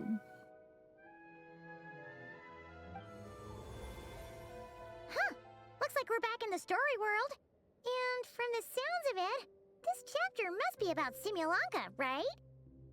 Yeah, like the fairy from the Forest of Blessings, the king of Constellation Metropole, that cat lady who turns into a box. Kirara. Yep, that will be Nilu, Navia, and Kirara.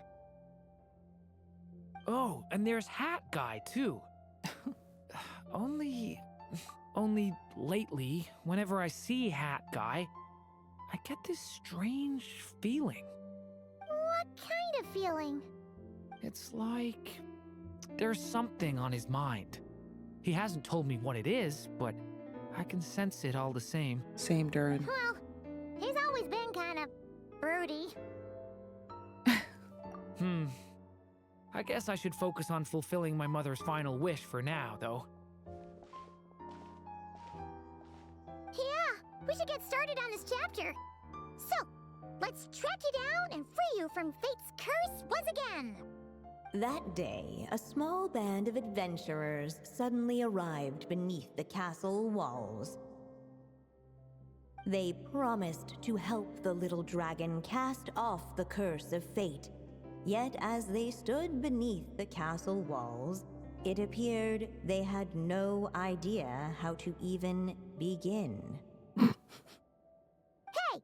Instead of making fun of us, how about giving us a hint? The little dragon had shut himself inside the tall tower at the castle's center. Anyone who wished to reach him must traverse the barriers that wall off his heart, for there is no other way. Looks like we're in for another long one. Let me try something. Ooh, do you have an idea? If that little dragon in the tower used to be me, then surely I'd know how he shuts people out better than anyone. Come on, follow me.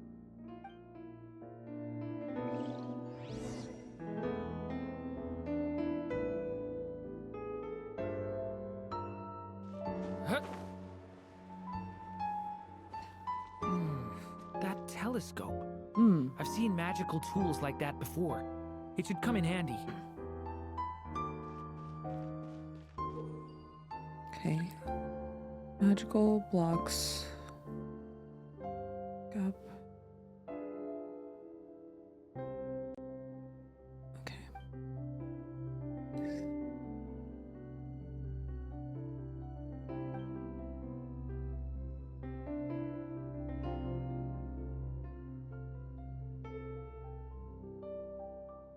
Okay.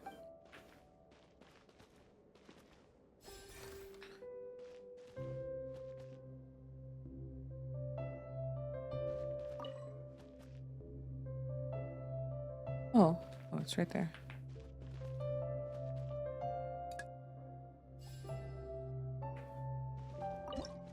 Operate. Whoa!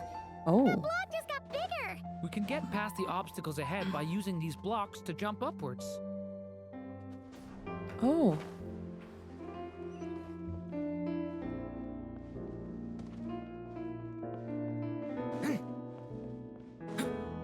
Ew. Hello. Watch out! This Durin had no energy. So how is that?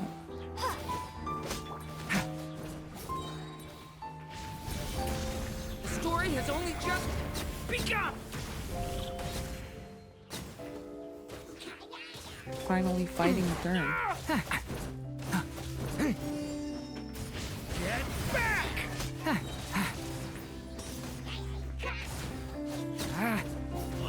Stay away from me! Yeah, get him, Durin. This place is like a maze! How are we supposed to get through? We'll just have to check each spot.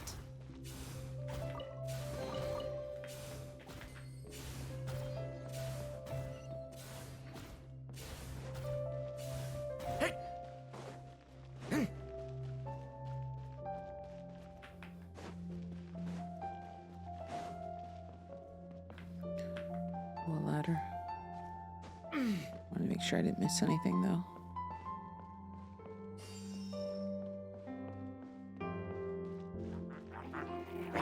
Watch out!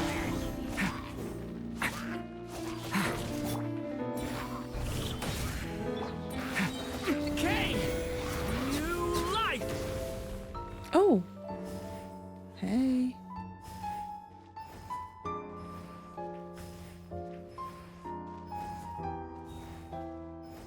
We should be able to use this block somewhere. Huh.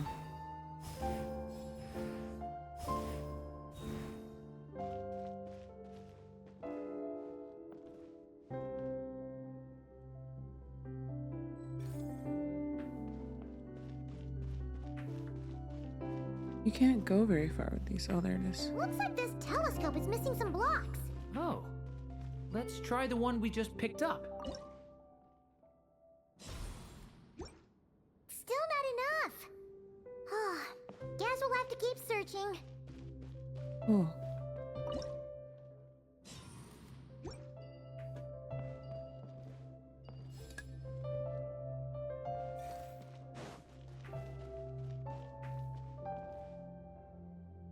Oh.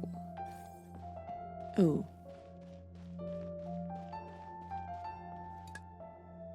Hee hee.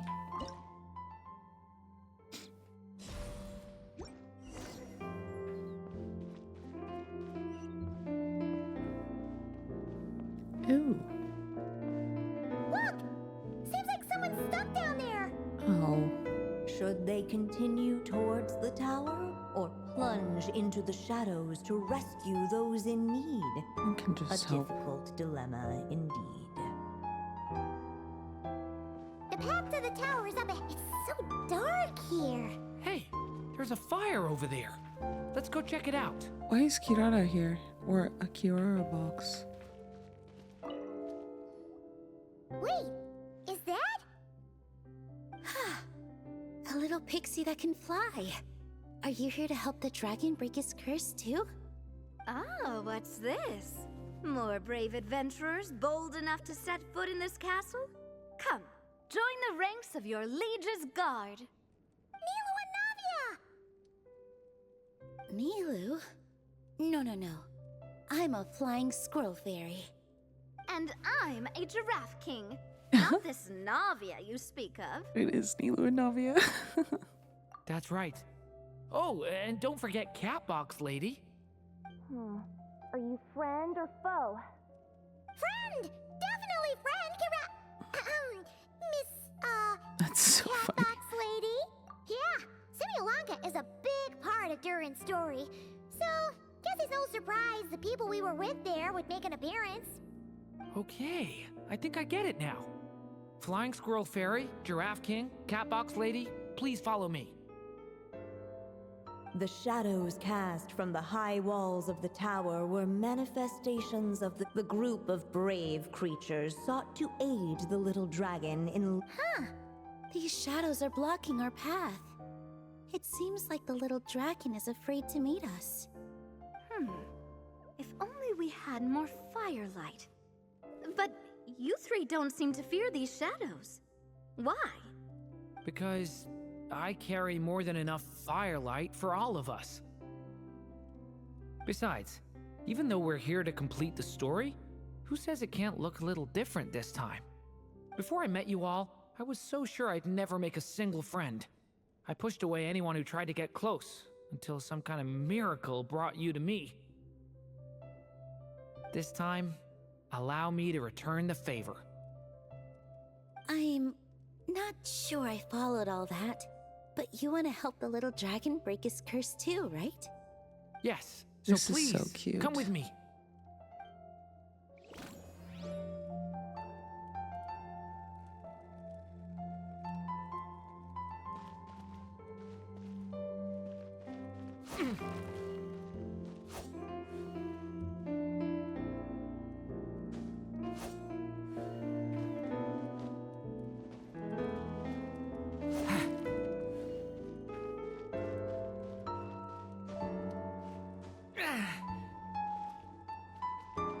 Okay.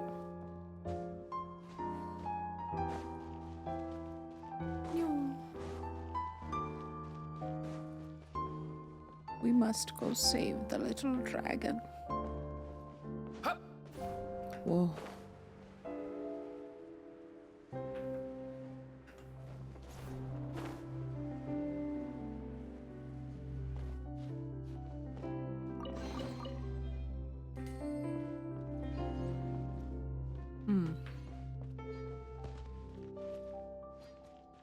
Oh, there he is.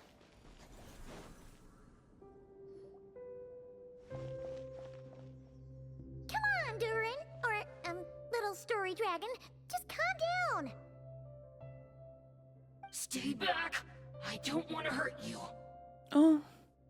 Loneliness and fear had built a cage around his heart, shutting out all who would look upon him. And thus, all the adventurers could see was his shadow. Don't worry, we can help you. Don't come any closer! Oh. And that was the last the little dragon spoke. How are we supposed to persuade him if he won't even talk to us? If you can still hear me, please listen to what I have to say. Your claws and scales aren't some kind of inescapable curse, you know?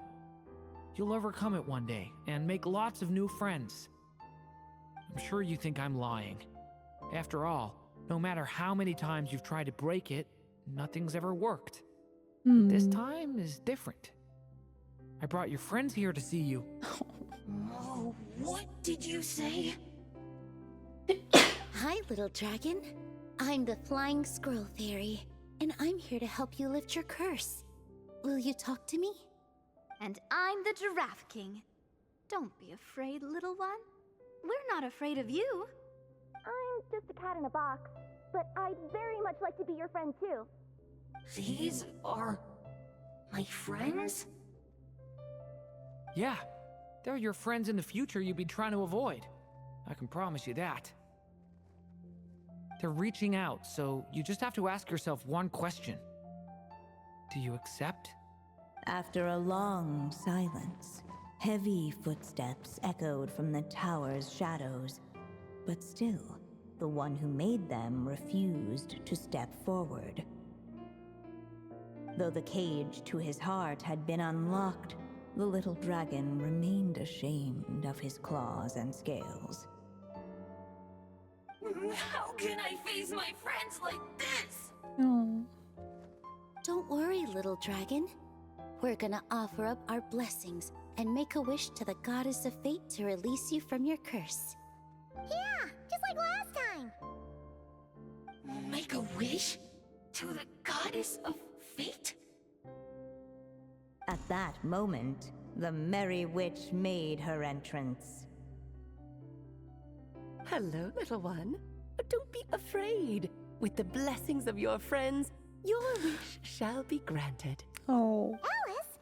Wait, you're the Merry Witch from the story? Correct. It is I, the Merry Witch, creator goddess of this realm. And it just so happens the goddess of fate is none other than my dear friend, the Story Witch. I'm here to make good on my promise to lend her my second strongest spell. With this spell, she'll have the power to create an entire world. So naturally, granting your wish won't be a problem. Provided, of course, you receive your friend's blessings. But before we proceed, I must check something on her behalf. Little dragon, do you accept this blessing? I want to be your friend. So if you're offering, then yes, I would love to have your blessings. Little dragon. Were it not for the adventurer's blessings, this tale might have ended long ago. Thanks to them, another ending was now possible. Yet in that moment, they did not know if this blessing was truly a gift or just another trial in disguise. What? You didn't say a word when we actually needed a clue, but now at a critical moment like this, you turn up and start playing mind games? Another trial. Ha, that actually sounds about right. Be it the fictional problems of Simulanka or unavoidable conflicts in the real world, if you think about it, that's what they've been all along. But if it wasn't for those trials, I never would have met any of you. So, despite all that, I'd still like to give my blessings. That's the spirit!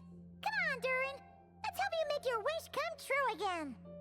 On behalf of both my past and present selves, thank you, my friends.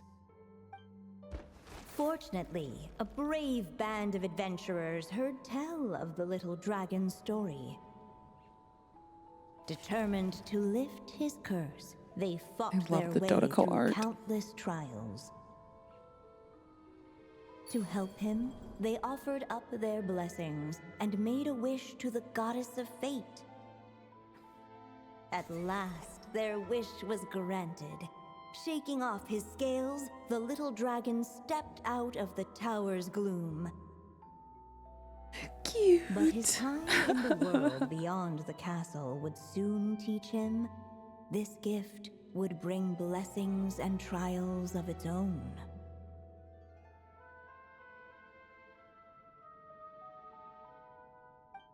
And as far as the little dragon was concerned, the tricks of fate had just begun.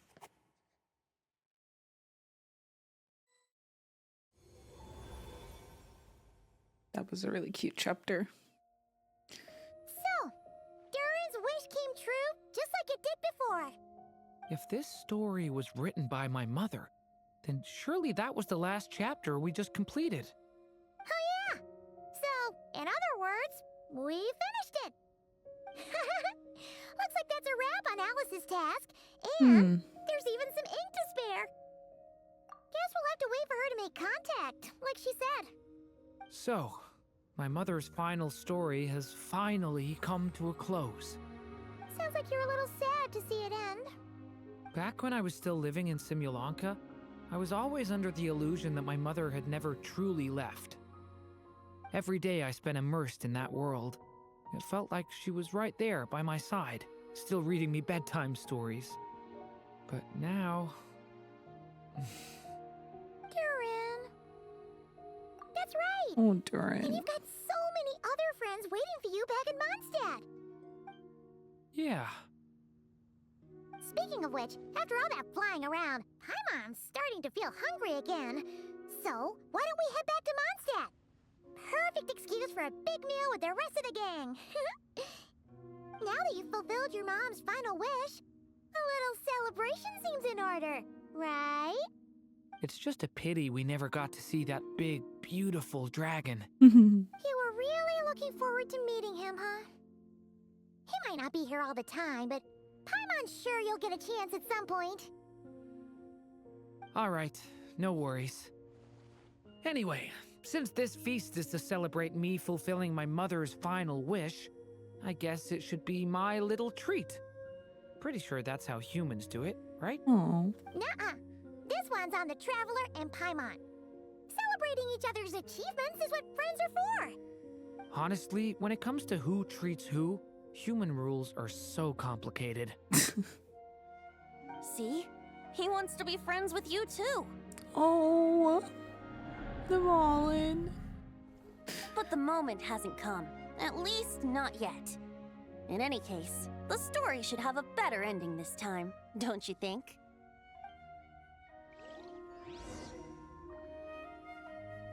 Okay.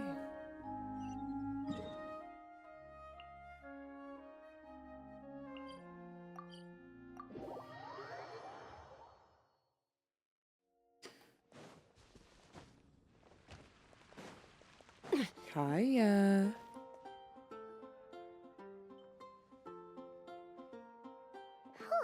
Feels like we were gone for ages. Hopefully, everyone's still here. So, your adventure was a success, huh? Want to grab a drink to celebrate? Absolutely not. No booze allowed. This honorary night, Durin. I want to hear all about your big adventure.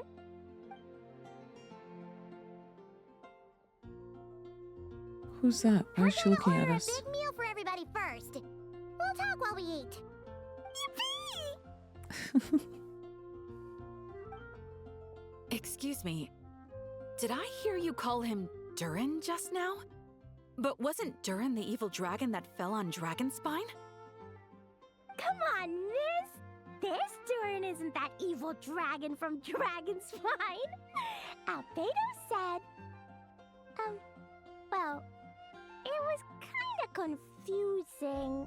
But anyway, it's super cool. Oh, is this your first time meeting him, Marjorie?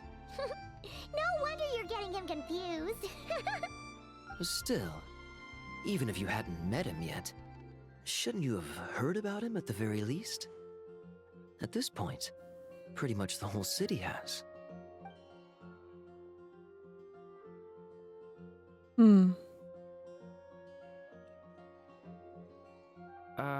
Why is everyone... So, what exactly is his connection with the evil dragon? Huh? Wait, but those horns on his head. Surely he's not a... Did everyone just forget about Durin? Oh no. No, that can't be.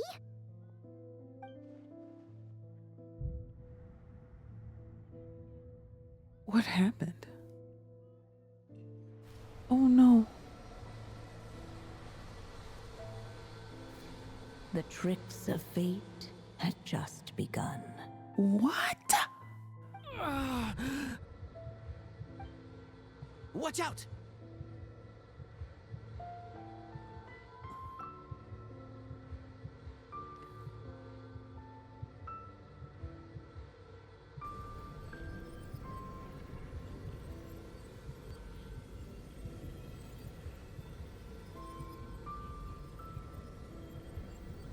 Why did everyone... No one got hurt. Did they? Why did everyone forget? Durin! Oh, Durin.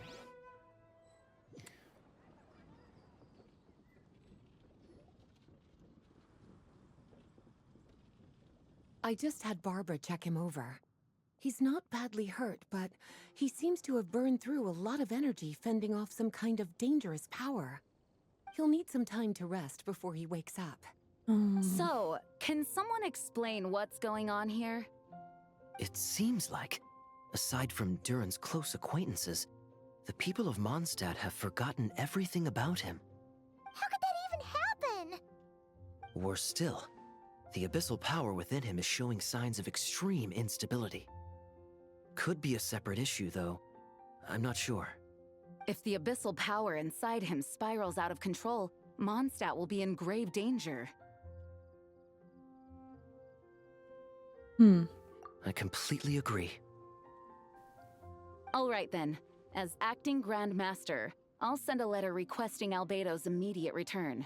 Until then, the Knights will watch over Durin. That's pretty much all we can do right now. Also, allow me to look after this book for now. If you need to consult it, just drop by my office.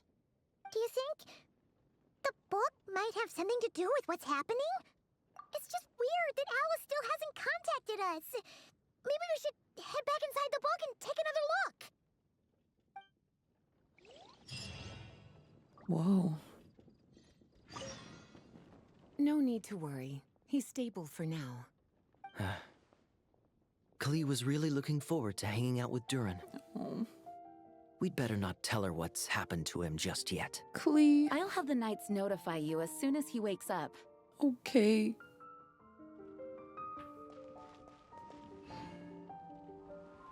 Durin's awake. Let's go get him.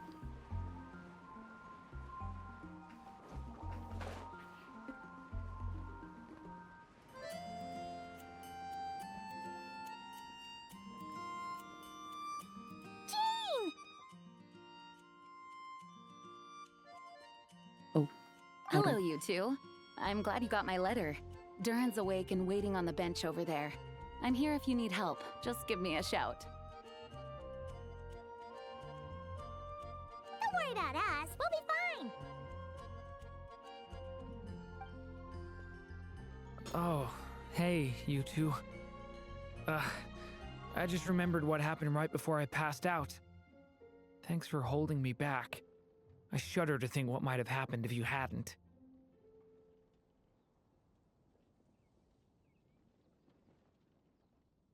My poor boy.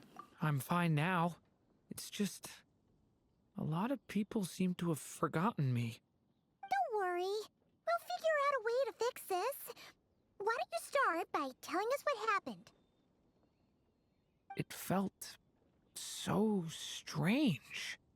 After I realized no one recognized me anymore, I suddenly felt like I'd completely lost contact with my body.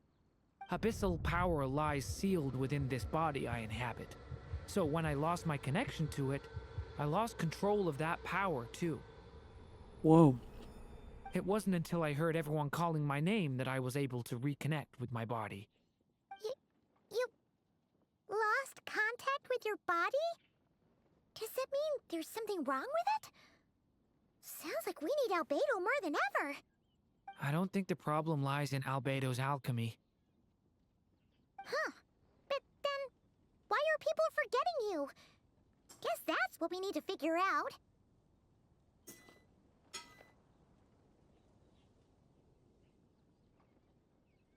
That means we need Alice for sure. But it's been ages and she still hasn't been in contact.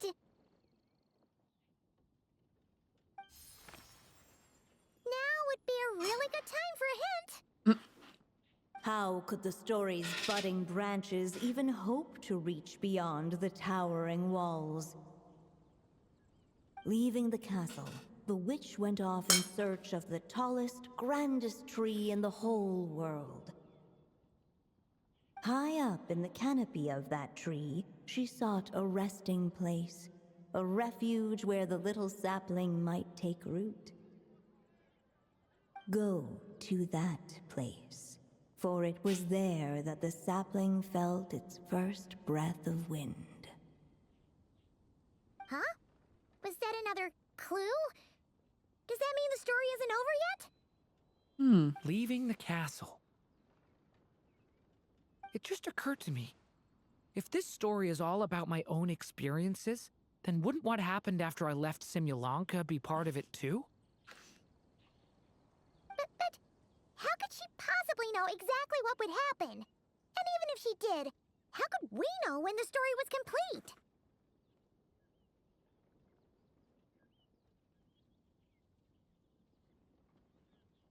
Yeah. Since we can't reach Alice right now, we'll just have to get to the bottom of this ourselves.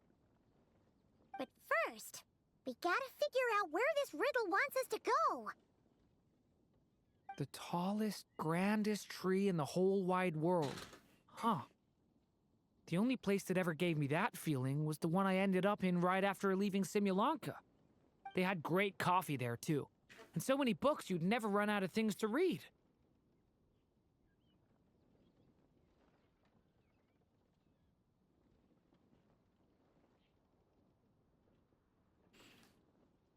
Think about it. Our search in Mondstadt began in a library, right? Well, Sumeru City's got one of those, too. And it's absolutely huge. What do you say? Should we try looking there? Huh. That does kind of make sense. And it's not like Paimon's got a better idea. Alright, let's just give Jean and the others a heads up first. Well, it sounds like you've got a plan, so I won't interfere. All I ask is that you stay safe. Albedo won't be back for some time, and until he is, we can't know for sure how dangerous Durin might be in his current state. I'm so sorry about what happened before. Believe me, I'm not blaming you, and neither is anyone else here. If anything, it's the opposite. We're all just worried about you. Worried? About me? Come with me. I want to show you something. Worried about him. As soon as they heard you were awake, they all hurried over to see how you were doing. You all came to see me? A little birdie told me you're working on finishing a storybook. So maybe all those people losing their memories is just a plot twist, waiting to be resolved. Miss Lisa, you always seem to know how to put my mind at ease. Please, everyone, don't worry about me. When I get back, I'll find a way to complete my mother's story, and the one we started, too.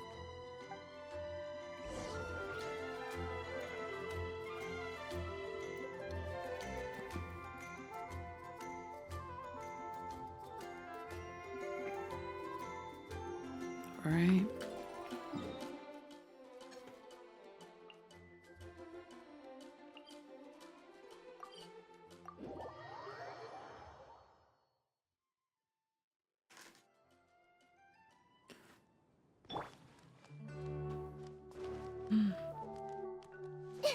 I love Sumeru music. It's the best.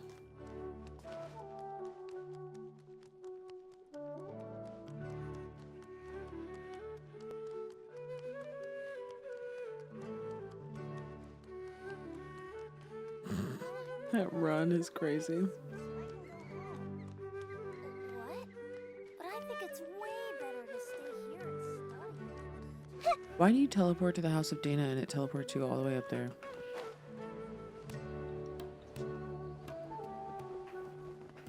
Oh.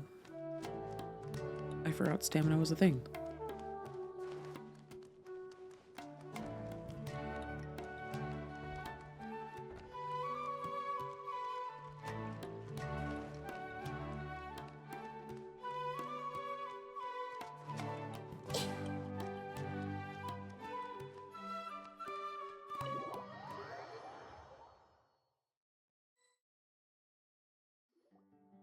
Whew. After the library hunt in Mondstadt, it's not as if Paimon was expecting this to be easy. But this... yeah... this is something else. Where do we even begin? Even the clue this time seemed kind of cryptic. Yeah. Guess the best we can do is stay on the lookout for more weird things going on.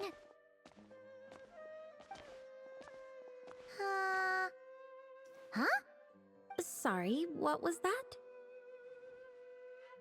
I'm here to return Volume 5. According to the catalog, Volume 5 of this series is not available for loan. I can't accept the return of a book that was never checked out in the first place. Let me put it this way. My copy is complete. Yours, on the other hand, is missing large amounts of content. So you should swap it for mine instead. Sir, you have to understand. Managing a library is a serious business, and we have protocols in place for this kind of thing. I can't just replace an important volume in our collection based on nothing more than your word. Hey, look what the Wandering Tom dragged in. Oh, it's you. And, what is it you're doing here? I'm a traveling scholar, as you know. Isn't a library the most natural place for me to be? Why is he always suspicious? The last time we saw you was all the way And in an asshole. Cry. Paimon just didn't expect to suddenly see you in Sumeru, that's all. There were some things I needed to come back and take care of. Some documents had gone missing, so I tracked them down, restored them to their original condition. And now, I'm here to return them. And considering what I'm planning to do next, it feels like a weight off my shoulders. What is she playing? What's going on with you, huh? You look like a kicked puppy. Hat guy. Ah, at least you haven't forgotten about me. What's that supposed to mean?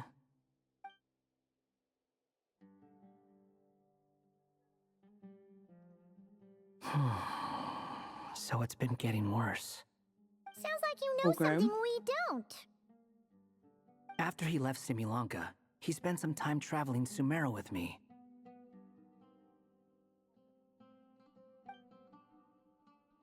I was working on several texts at the time, and I stumbled upon something strange.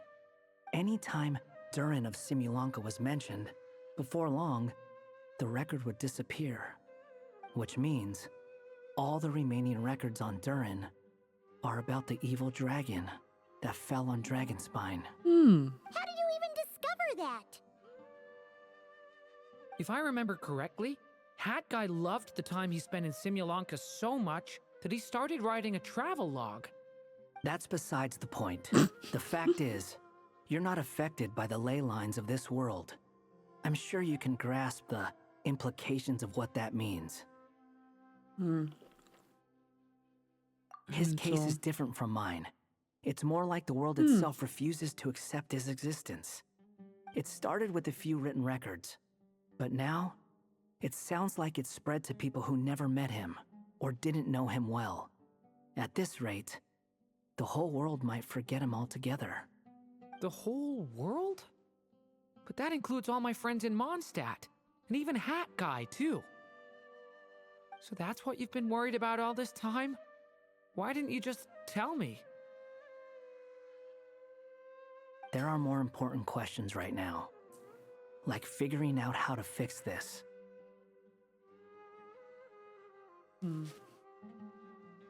That mage clearly cared a lot about her child. She left that book behind for a reason. If you want answers, isn't that the place to find them? You think that didn't occur to us already? Problem is, we need to find the memory that unlocks the next chapter first. Mind if I take a look? I just want to know what secrets this book is hiding. Besides, I've run into a bit of red tape, so I've got time. Of course. Be my guest.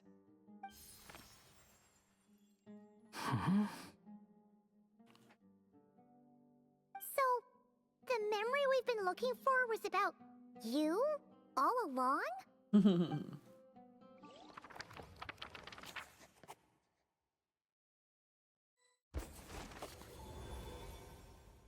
The little dragon became companions with a stray cat with dark blue fur.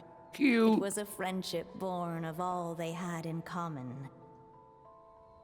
He left his castle at the stray's invitation, setting out to explore the world beyond its walls. There, he grew fond of the outside world, eager to make friends and share the story of his life. Taken by the dragon story, the stray tried to write it down. But he soon realized that no matter how he tried, it would always warp into the evil dragon's tale.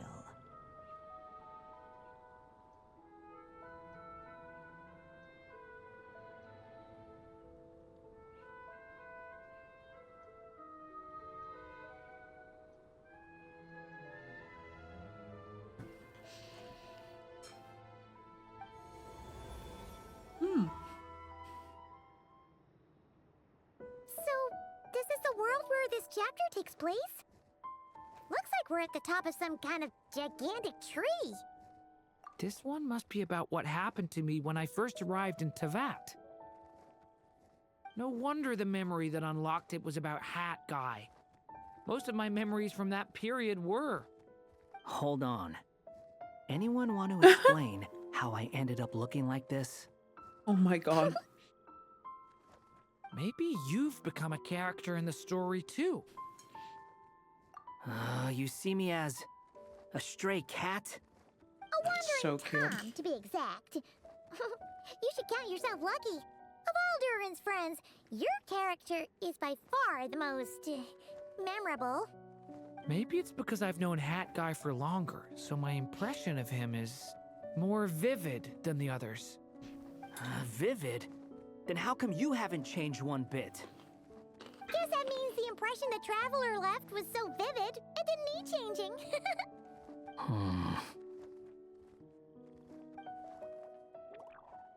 Hello, everyone! Baby! Ready for today's adventure? It's the storybook, Durin! Oh. So you're not playing yourself in this one? Does that mean the two of you have even more memorable roles to play? Where are we going today, kitty cat? Whatever. Just follow me. Same as always. Okie dokie! Can we chat along the way? If you have something to say, just say it. Was that seriously how the two of you communicated when you first got here? That's so cute. Yep.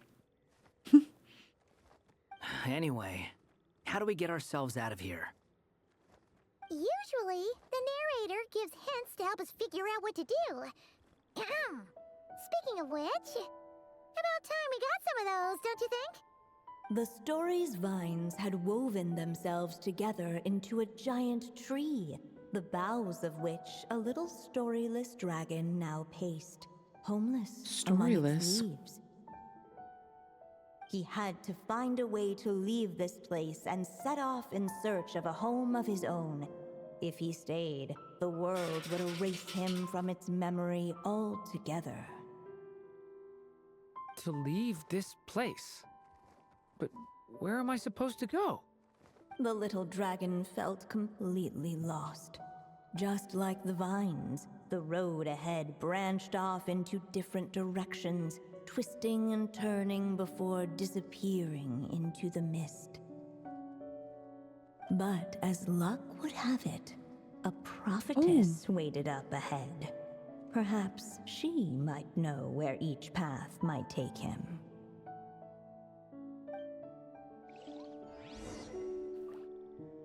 Okay.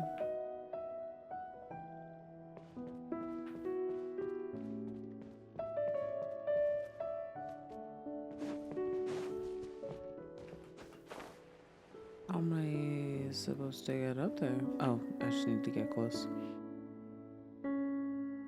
Oh, you must be the little lost dragon. It's true. My friends and I are lost. This meeting was no accident. The prophetess was in fact the seer witch, here to present her promised gift. The seer witch. Oh yeah! That's Mona's teacher, right? The old hag? Insolent child. I am the seer witch, your prophetess, not some old hag. Sorry! Now, little lost dragon, I have come to bestow the gift I once promised. a prophecy. A prophecy? Hear me now, for my prophecy is this. One day, the dragon from beyond the castle shall be reborn, and none may avert its coming.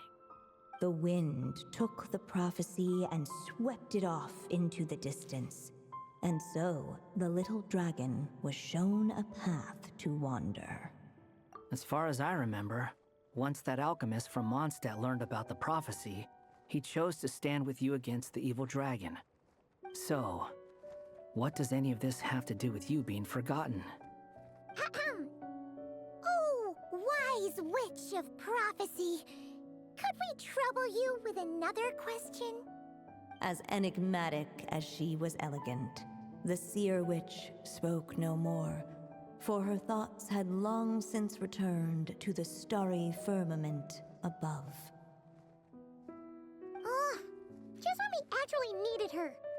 The seer witch was my mother's friend, so the prophecy she just gave should turn out to be helpful. Well, it's not like we've got better options. But if all we need to do is leave this place, which path should we take? Why don't we take a look around?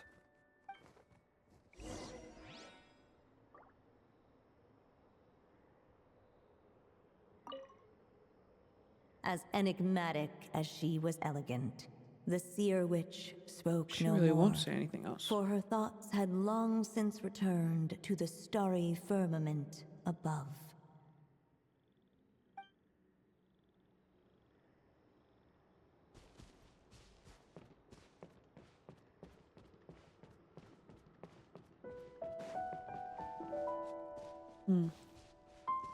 Looks withered over here.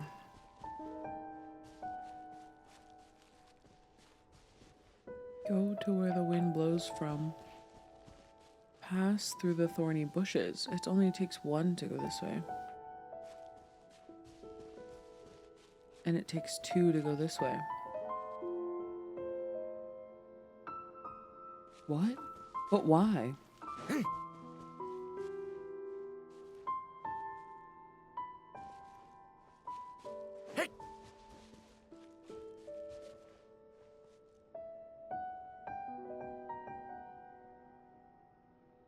What?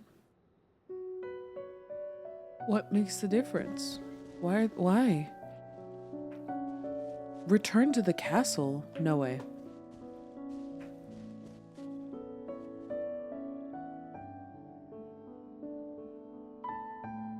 I feel like choosing the more expensive option.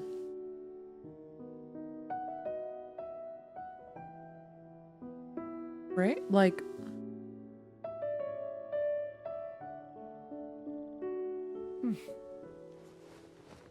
but what does this represent? Like, I don't.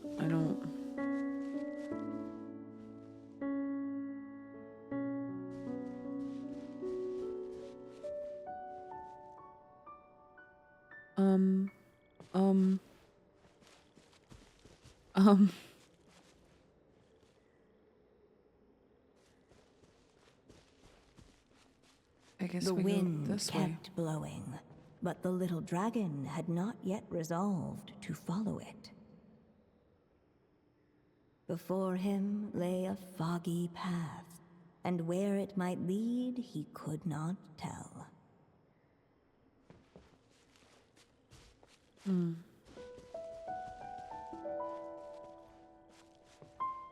Huh. Looks like there's another path over here. The secrets he sought led the stray to discover another path forward, though it was overgrown with bristling thorns. What does it mean, though?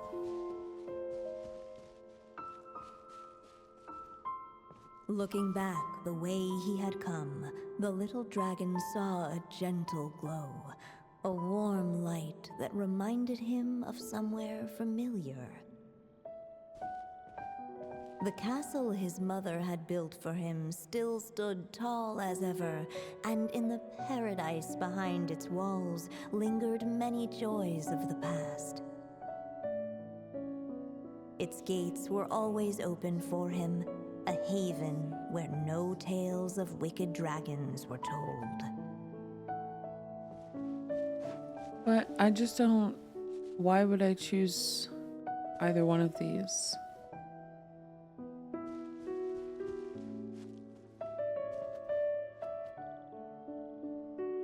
What's down this path?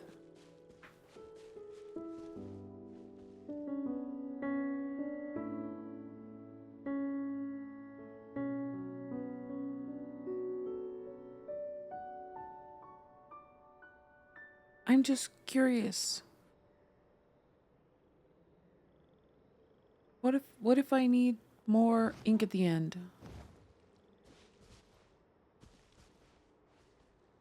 Oh, this makes me nervous. This is not the story for indecisive people.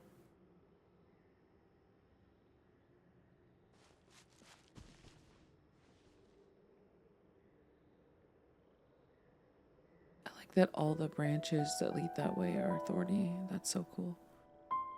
Oh my god. What do I do? I kind of want to go this... no, I'm gonna go this way. Oh, I'm gonna go this way.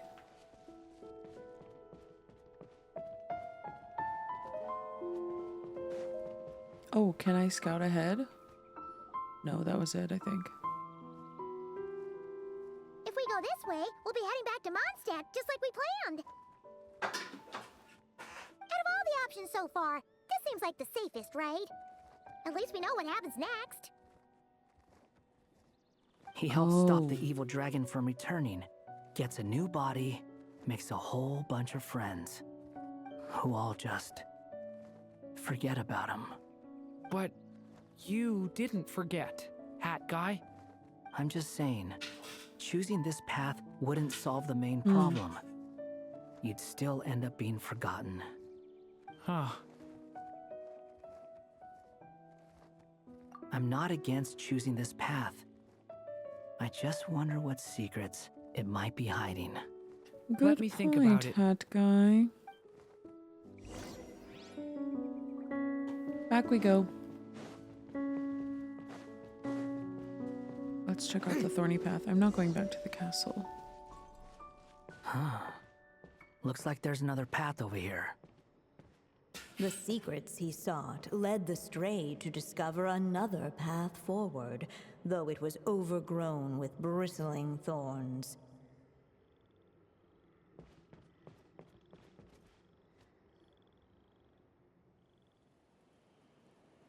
It seemed to lead away from this place, but each time he tried to follow it, the branches of the tail sent him back to the start.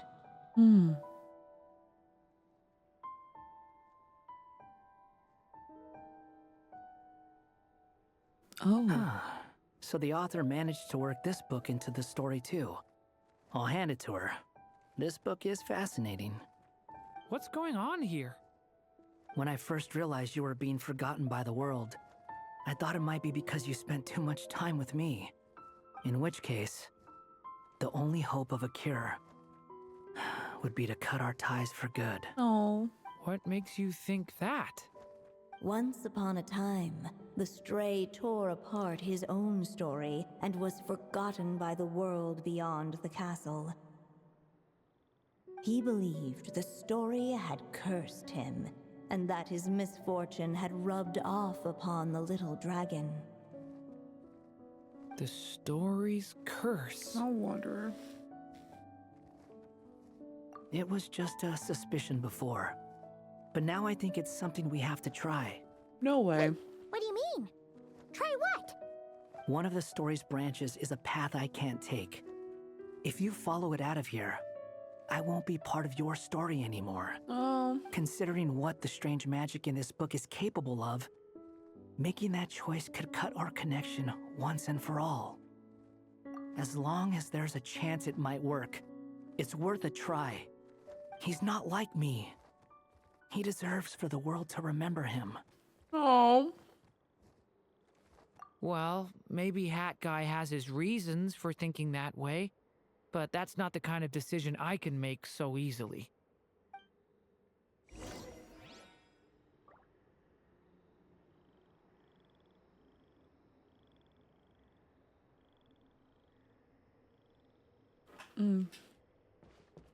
It's what my stray cat buddy thinks is best anyway. Hat Guy. It's worth a shot. Just don't let this world forget who you are. Oh! The little dragon left along the path his companion could not take. And from that point forth, the stray was no longer part of his story. That's so sad. Yet his memories of the stray were an indispensable part of his tale. With the stray gone, the story lost the very spark that had first set it in motion. Wow. In the end, the little dragon's Whoa. story faded into nothingness.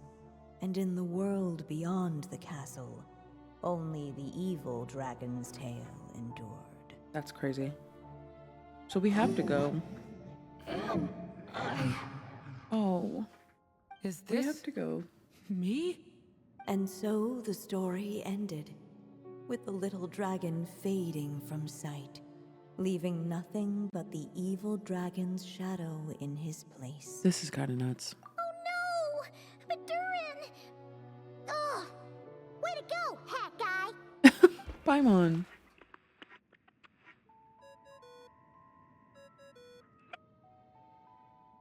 Hello, children.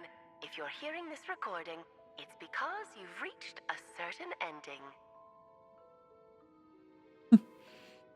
You may have noticed that little Durin's experiences have been written into the pages of this book. Well, you should know that in the same way, its ending will also be written onto him. So be careful, because triggering a bad ending could be somewhat problematic. You're warning us after it already happened. You're upset that I didn't warn you earlier? Don't worry, though. I've thought it all through. I built a very special feature into this book, just for you, the witnesses of this tale. So, go ahead. See if you can turn back the pages. If you're not happy with the ending you've reached, just flip back a few pages and let the tale unfold once more. Talk about a plot twist. That's funny. Pretty incredible, huh? That's the power of magic.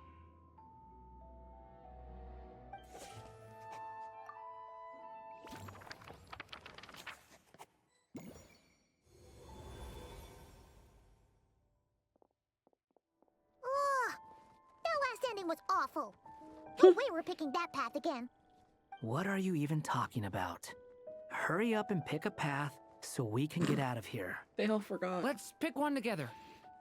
Sounds like the others aren't aware of what just happened. But Paimon's not sure how we'd even explain it. Guess all we can do is warn them if they're about to choose wrong again. All right. We have to go this way. The wind kept blowing, but the little dragon had not yet resolved to follow it. Before him lay a foggy path, and where it might lead he could not tell.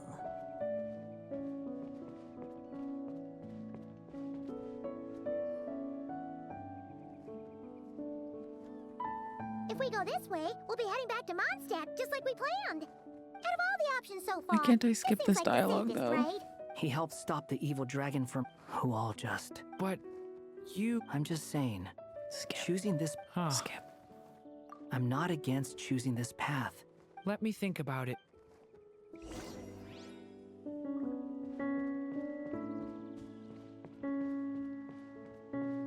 We're going toward the wind. I still think you should keep going, little dragon. If you leave the castle, you can accomplish something amazing and make a bunch of friends along the way. Cute. Really? Then let's go! Unable to preserve his story, the little dragon wandered astray. Fortunately for him, a certain prophetess had left behind a prophecy to guide him. The wind took the prophecy and swept it off into the distance, and so the little dragon was shown a path to wander. Following the wind's guidance, the little dragon made his escape. In turn, the prophetess affirmed the little dragon's choice, leaving an extra secret as her parting gift. Now that you've made up your mind, I shall keep my promise by explaining Fate's little trick.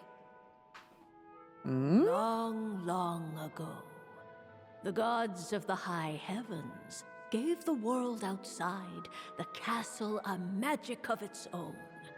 They called it storytelling. It was a magic of almost unshakable power that governed how people met, grew close, and understood one another.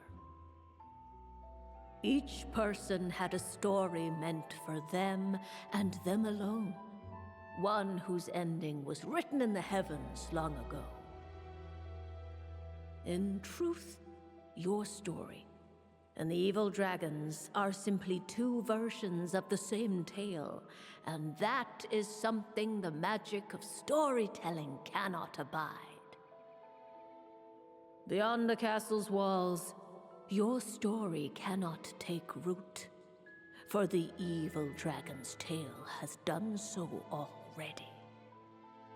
Whoa.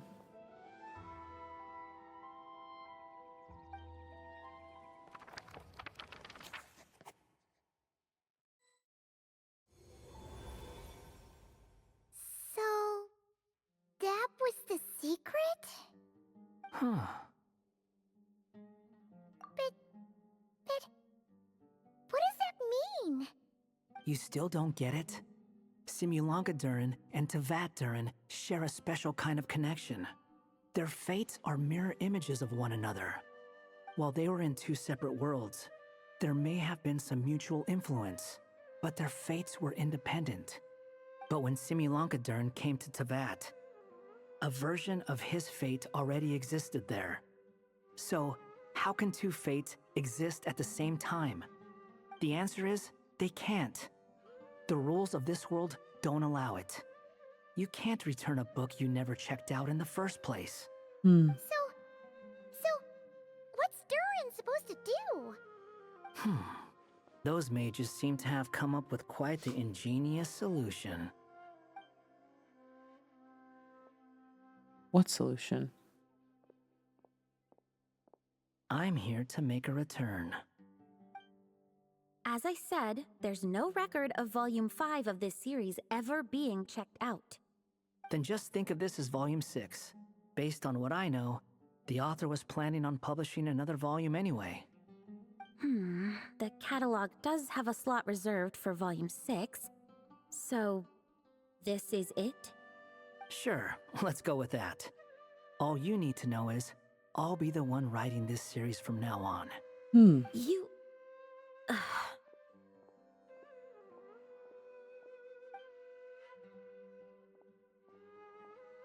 What are you up to this time? Remember the red tape I mentioned before? Well, I just took care of it. Now, I guess you'll be off to see your alchemist friend? It should be pretty obvious by now. He has the answers you're looking for. Well, we do have a whole bunch of things to confirm with Albedo, that's for sure. But didn't Jean say he'd be gone for quite a while? I'll join you.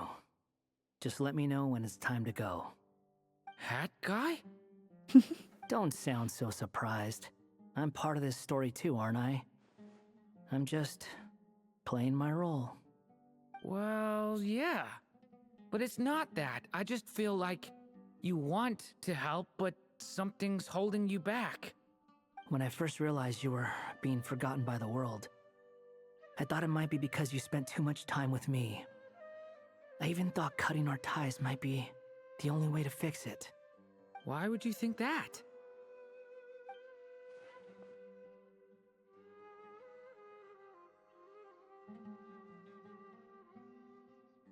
It doesn't matter now. Judging from the answer this book has given us, I was probably overthinking it.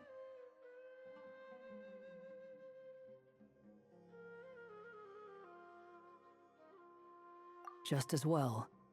With the ley lines rejecting him like this, the people who still remember him are his only remaining connection to this place. If that last fragile tie was broken, who can say what devastation his unbound body might unleash? And to think I'm one of the people keeping you here, instrumental in helping change your fate. Can't say I saw it coming. Well, if it's good enough for Hat Guy, it's good enough for me. After all, he is about as odd as humans get. Excuse me? With some people, even if you try asking a simple question, they'll always give you a complicated answer. And the more you ask, the more complicated it gets. Truth is, Hat Guy's just that kind of guy. Whatever. All I needed was a yes or no, so we can quit it with all the back and forth.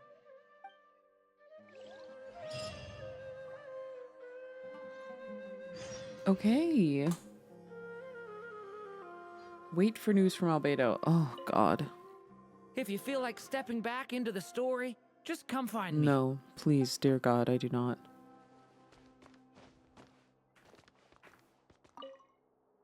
I'm sticking around for the next few days. So, when it's time to go, you know where to find me. So this is the other Durin, huh? If this had been the dragon that ended up being revived in Mondstadt, his whole head. There's no telling what kind of calamity Didn't even the notice. people would have had to endure. So, if you think about it like that, Durin's actually a hero.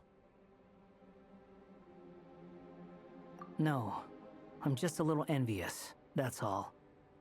Not everyone gets a chance to be a hero. Actually, most of the credit belongs to Albedo. Then again, barely anyone even remembers you at this point. So I guess there's not much left to envy. Oh, jerk. Ah, so you three still remember Durin. Looks like the memory loss hasn't spread to close friends. Yet. I guess that means my memory of you must still be complete as well. Albedo. We're finally here! Oh, boy, do we have a whole pile of questions for you! Oh, you're here too? I think I've pieced together some of what happened to him. But what's your take on things?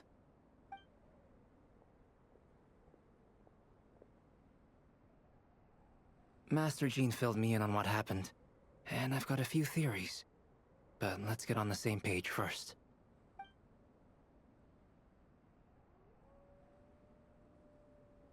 Well, physically, he's doing fine. His body is holding the abyssal power at bay. And there's nothing whatsoever to indicate any risk of collapse. So, from an alchemy point of view, there's nothing wrong with him?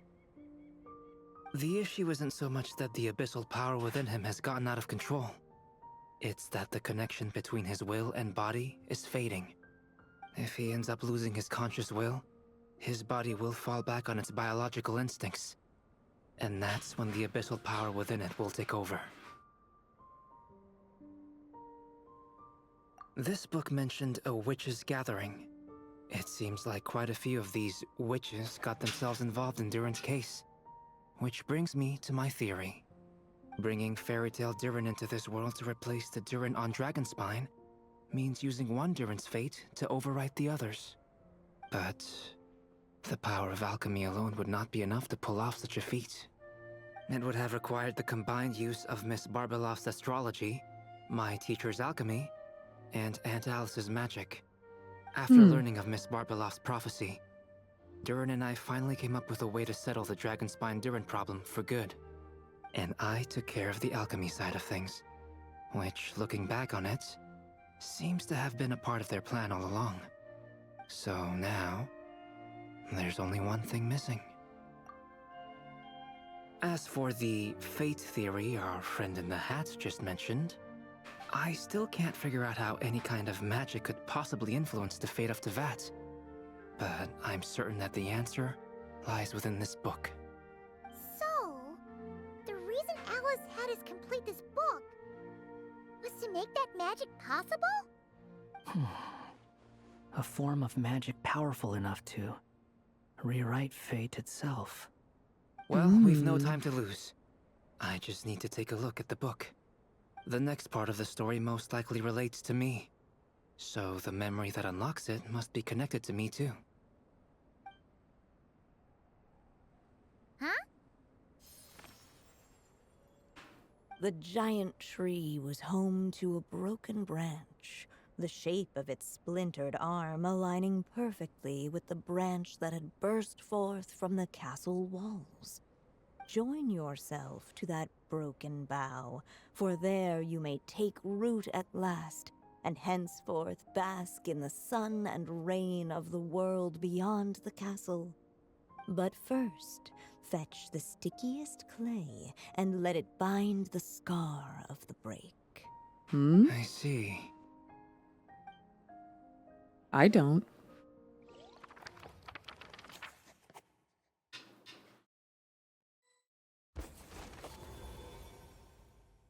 Guided by the breeze, the little dragon arrived at an alchemist's workshop. There he was greeted by a clay figure, a child molded by the sage witch's hands. Though gentle in appearance, he had inherited his mother's cold, sharp wisdom. And he was determined to avert the calamity the evil dragon would bring. And so was his helper, none other than the little dragon himself.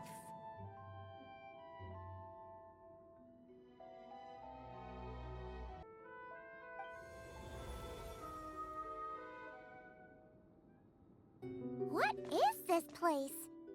It looks like it's modeled after an alchemist's workshop. Or rather, a cliched stereotype of one. Albedo? Where is he? Hold Oh. on. Why do I look like this? Oh, yeah! We forgot to tell you. Basically, the characters in the story are reflections of how Durin sees them. At least you're still human-shaped. Well, since Cat Guy has taken on a different appearance too, that must mean the two of us are both characters in the story. But you, Paimon, and Durin haven't changed at all. You must be special figures in some way. I'd like to know more about that too. But seeing as none of them can explain it, let's just concentrate on moving the plot forward.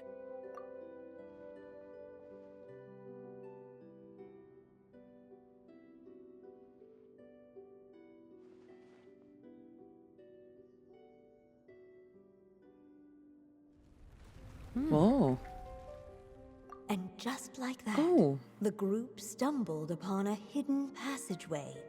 Intricately crafted, it seemed to lead them towards another exciting chapter of the tale.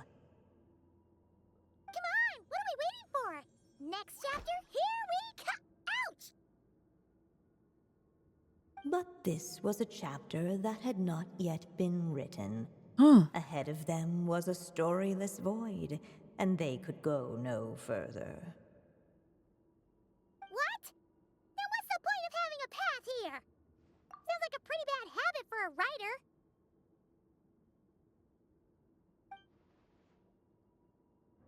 Oh. Over here. I found something. His heart. What the clay figure found was none other than the evil dragon's heart itself. Though the creature had perished long ago, its heart was still there, pulsing away and growing warmer with every beat. And the clay alchemist knew what it meant. That the evil dragon would return one day, just as the prophecy had foretold. Yet, guided by his mother's wisdom, he foresaw another fate. If only the alchemist could bestow this heart upon the little dragon, he might be reborn in the evil dragon's stead. Only then would the evil dragon's heart grow still, and the little one inherit its tale. Sounds like this chapter's about Albedo bringing me to life?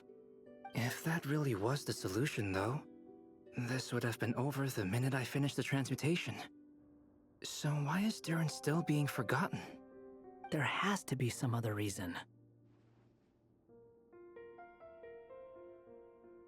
Yeah, I'd like to explore the area a bit more.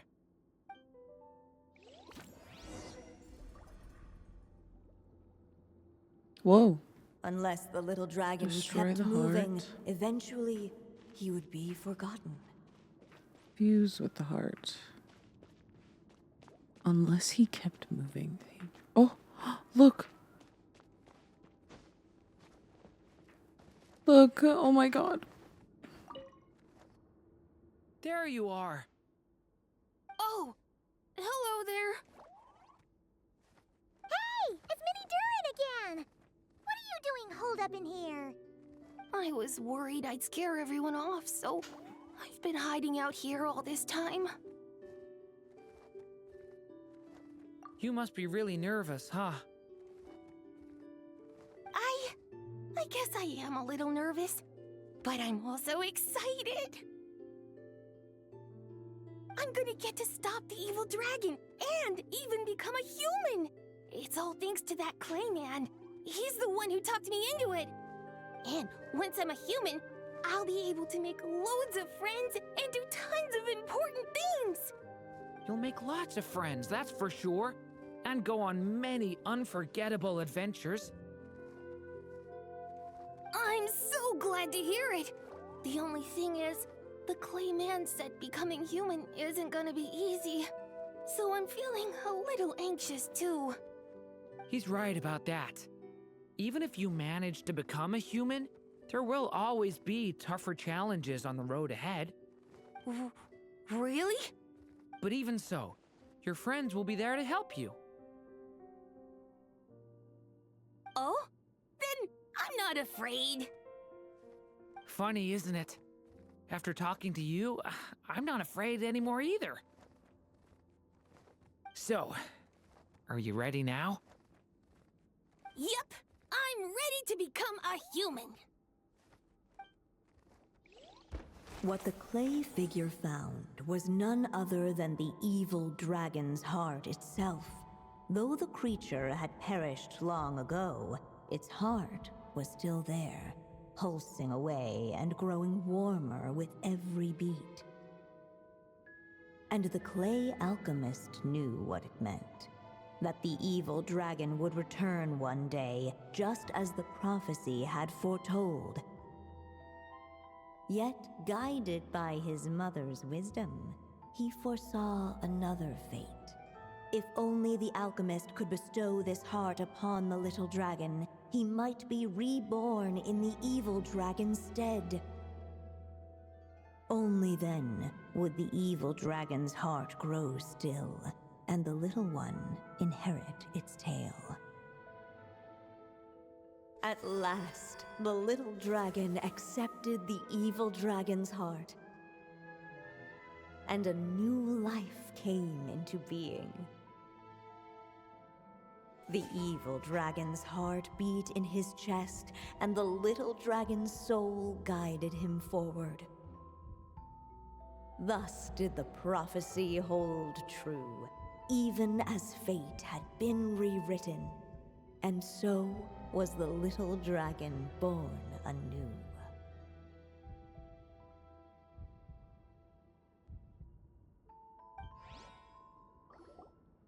Finally! A happy ending! That must be the last step, right? Woohoo! We completed the story!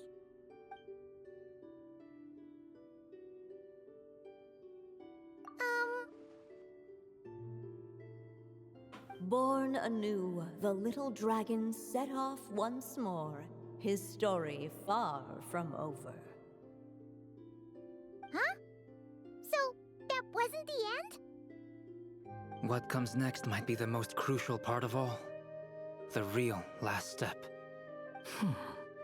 If fate really is as devious as they say, then I say, show us what you've got. Wow! You're all so serious all of a sudden. Oh. Durin. Durin, are you alright? The evil dragon's heart was now one with the little dragon, yet the dark power within it still lingered. Would the little dragon dare to hold this power back, or would he simply give in? Hey! What kind of question is that? Of course he's gonna control it! What choice does he have? Time is running out. Huh? So, will the little dragon dare to hold this power back? Or will he simply give in? What's up with the narrator? Huh? Oh. Oh. 1 minute. To hold this power back? I can't. Would he simply I don't have enough ink. I don't have enough ink. I don't have enough ink. The little dragon and his companions. Blank. Blank again. Huh? What's going on? Are we running out of ink? Oh god. Once the ink runs out, is that the end of the story? We were a short one. This would happen. What's happening to the others? Huh? Where are they going? Now that the story's ink was spent, all that lay ahead were blank pages. Oh. We're turning back a few pages. Looks like you've discovered another possible ending. Do not lose hope. You just need to keep searching, for there are possibilities that only you can bring to life. This is stressful.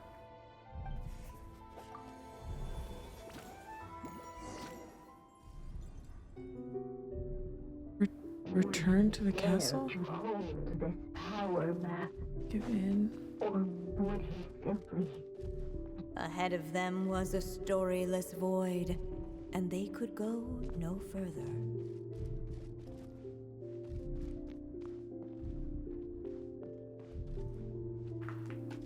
I don't want to return to the castle.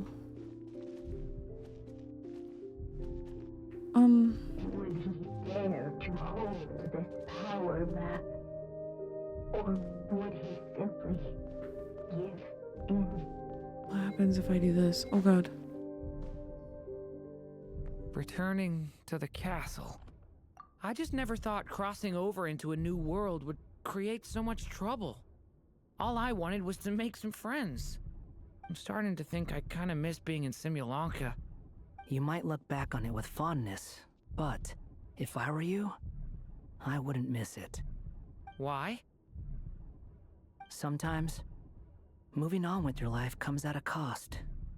But that's better than going nowhere at all. He would know. You don't have to worry, Durin. No matter what problem you face, there will always be a solution. Oh god. Okay. Sometimes I wish I could just go back and see it again.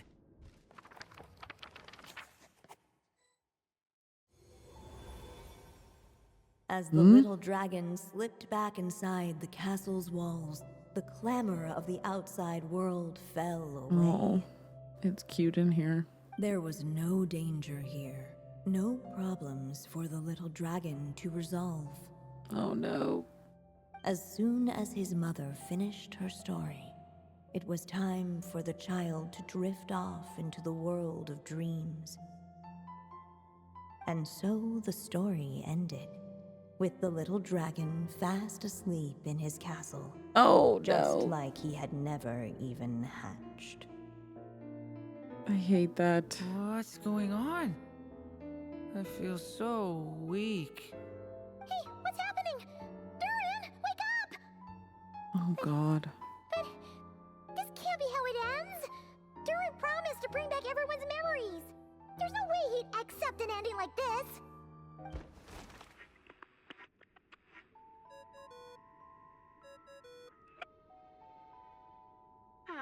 Looks like you've discovered another possible ending. Do not lose hope. Oh my god. Okay, I guess we just give in. For there are possibilities that only you can bring to life. I'm nervous.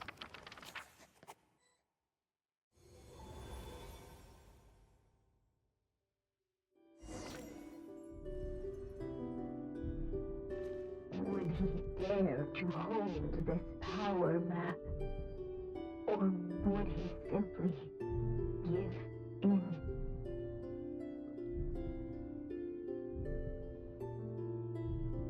This is it. This is the only option left.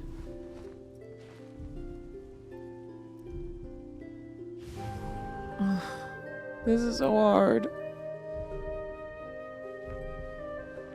Would he dare to hold this power map? Or would he simply give in? You just have to wait.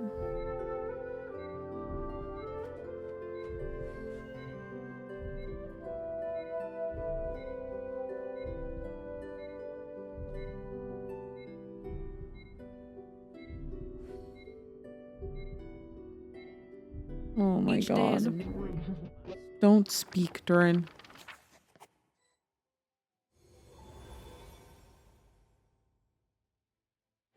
The little dragon was at an impasse, and the dark power within him surged like a tide. Unchecked, the darkness engulfed everything around it, including the little dragon's soul. Oh. The little dragon's story faded into nothingness. Yeah. And in the world beyond So what the heck are we castle, doing? only the evil dragon's tale endured. Is this me? Oh no, Durin. And so the story ended, with the little dragon fading from sight, leaving nothing but the evil dragon's shadow in his place. Oh my god. Oh no! So once again, the story's over. Durin! What do we do now? What do we do now?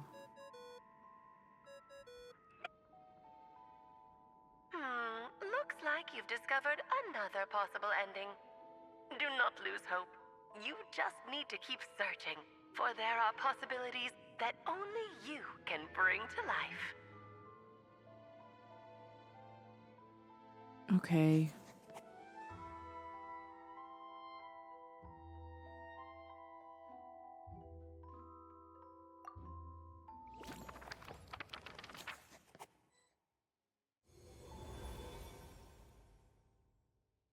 Okay. Well. What's going on here? Yeah. Why isn't the story letting Durin just suppress the abyssal power? It keeps getting stuck.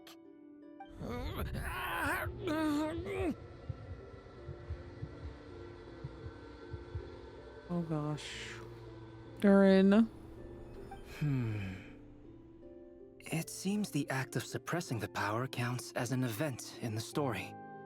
In other words, we would need ink to write it in. So, what now? Did we use too much earlier? How are we supposed to write a happy ending with only this much left? But... Well, this is Durin's story. As long as he's alive and well, why should it end? If there really is such a direct correlation between the story and his fate, I may have a potential hypothesis.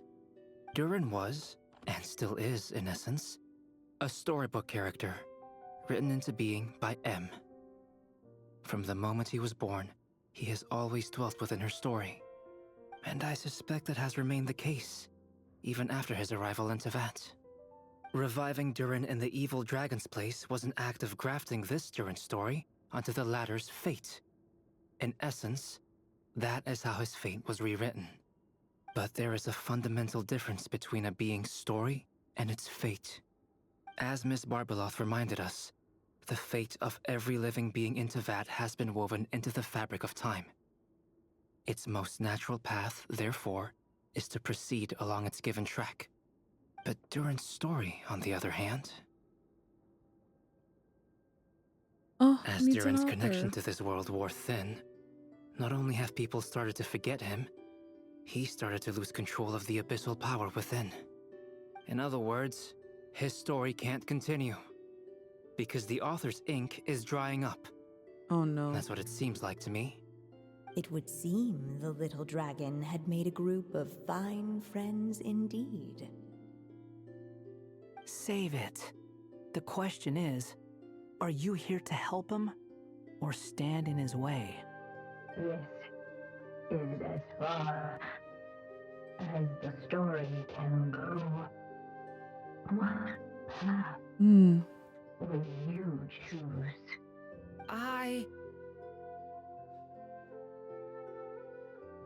If the story ends now, Durin will just vanish. I suppose the final decision is up to me. It's hard to believe I never actually left my mother's story. If that's true, I'd like to go there and see for myself. By there, I take it you mean the blank pages of the unwritten chapter ahead? But we still don't even know how Alice's magic works. If Durin belongs inside the story, then going outside of it to some unwritten part, isn't that too risky? I'm not afraid. Then go for it. We'll be with I you second all that. the way. It would seem this is one answer you need to go seize for yourself. So be it. Whatever obstacles stand in your way, we'll tear them down together.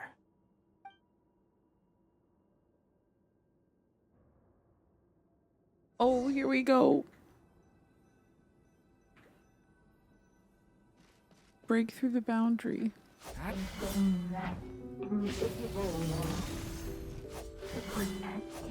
The little dragon was staring at the uncrossable edge of existence itself. And all of a sudden, he began to fracture as if struck by some transcendent will.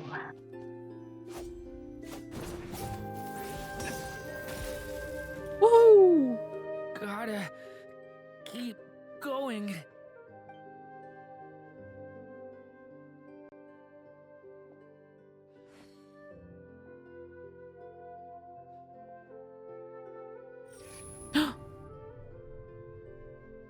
Ahead lies only a storyless void. My consciousness is slipping away. Keep going, Durin. A pure soul is your essence, not an empty void. I feel so weak. Wake up, baby boy. Stand tall, Durin. You are not some amorphous idea. The body I made for you is flesh and bone. Am I truly alive? Yes, Durin, but you must keep going. You're as alive and real as I am.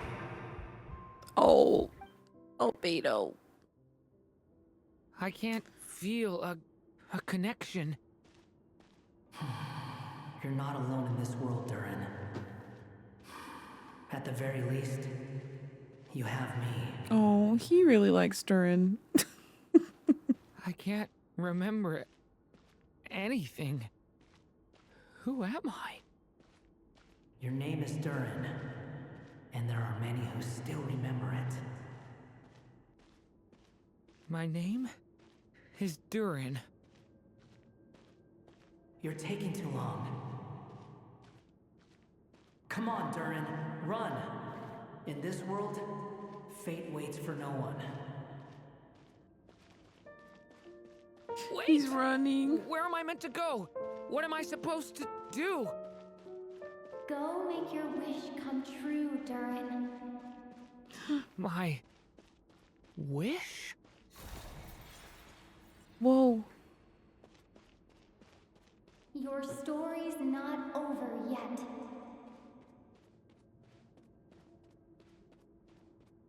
This is making me emo. The story's not over yet. Whoa. Silence, huh? Have you nothing to say about my proposal? Let me get this straight. You want to graft your story onto this unfinished thread of fate, and in doing so, not only rewrite that fate, but allow the story to live on. Quite the brilliant idea. Still, the story's survival depends entirely on whether the author keeps writing. Exactly. And the moment foretold by the prophecy is still centuries away. I see. I thought my own ignorance might be the problem. That I'd asked more of the noble science of alchemy than it could ever deliver.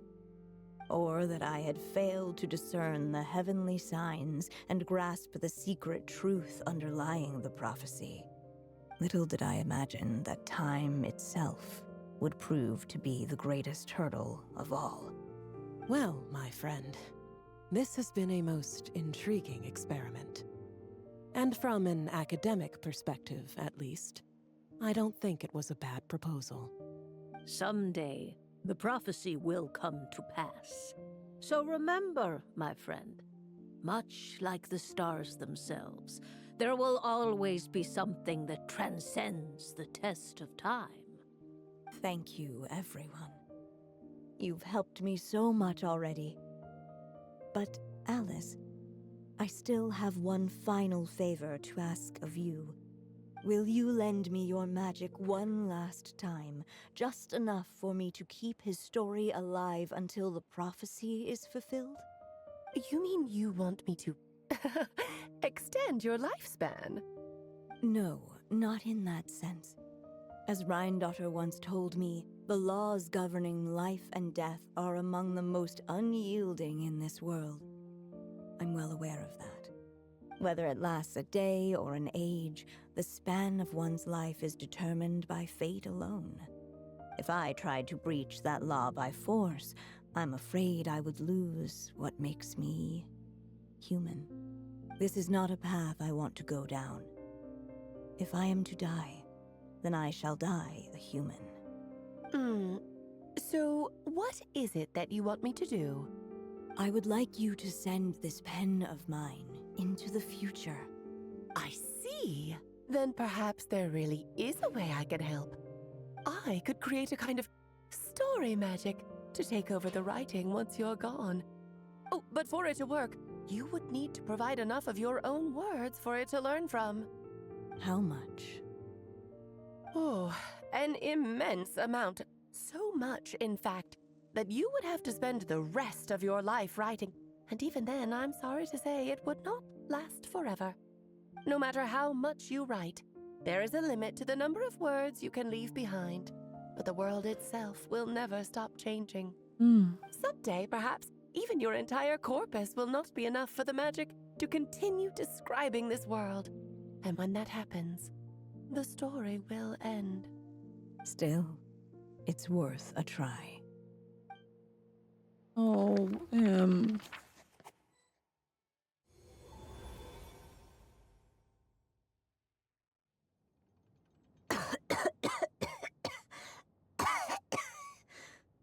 Oh, my dear Anya. Even after all this time, you're still... Look at you. You should be enjoying your old age in peace and quiet, especially now that things are finally returning to normal after that terrible calamity. Once he leaves Simulanka, things will only get more complicated.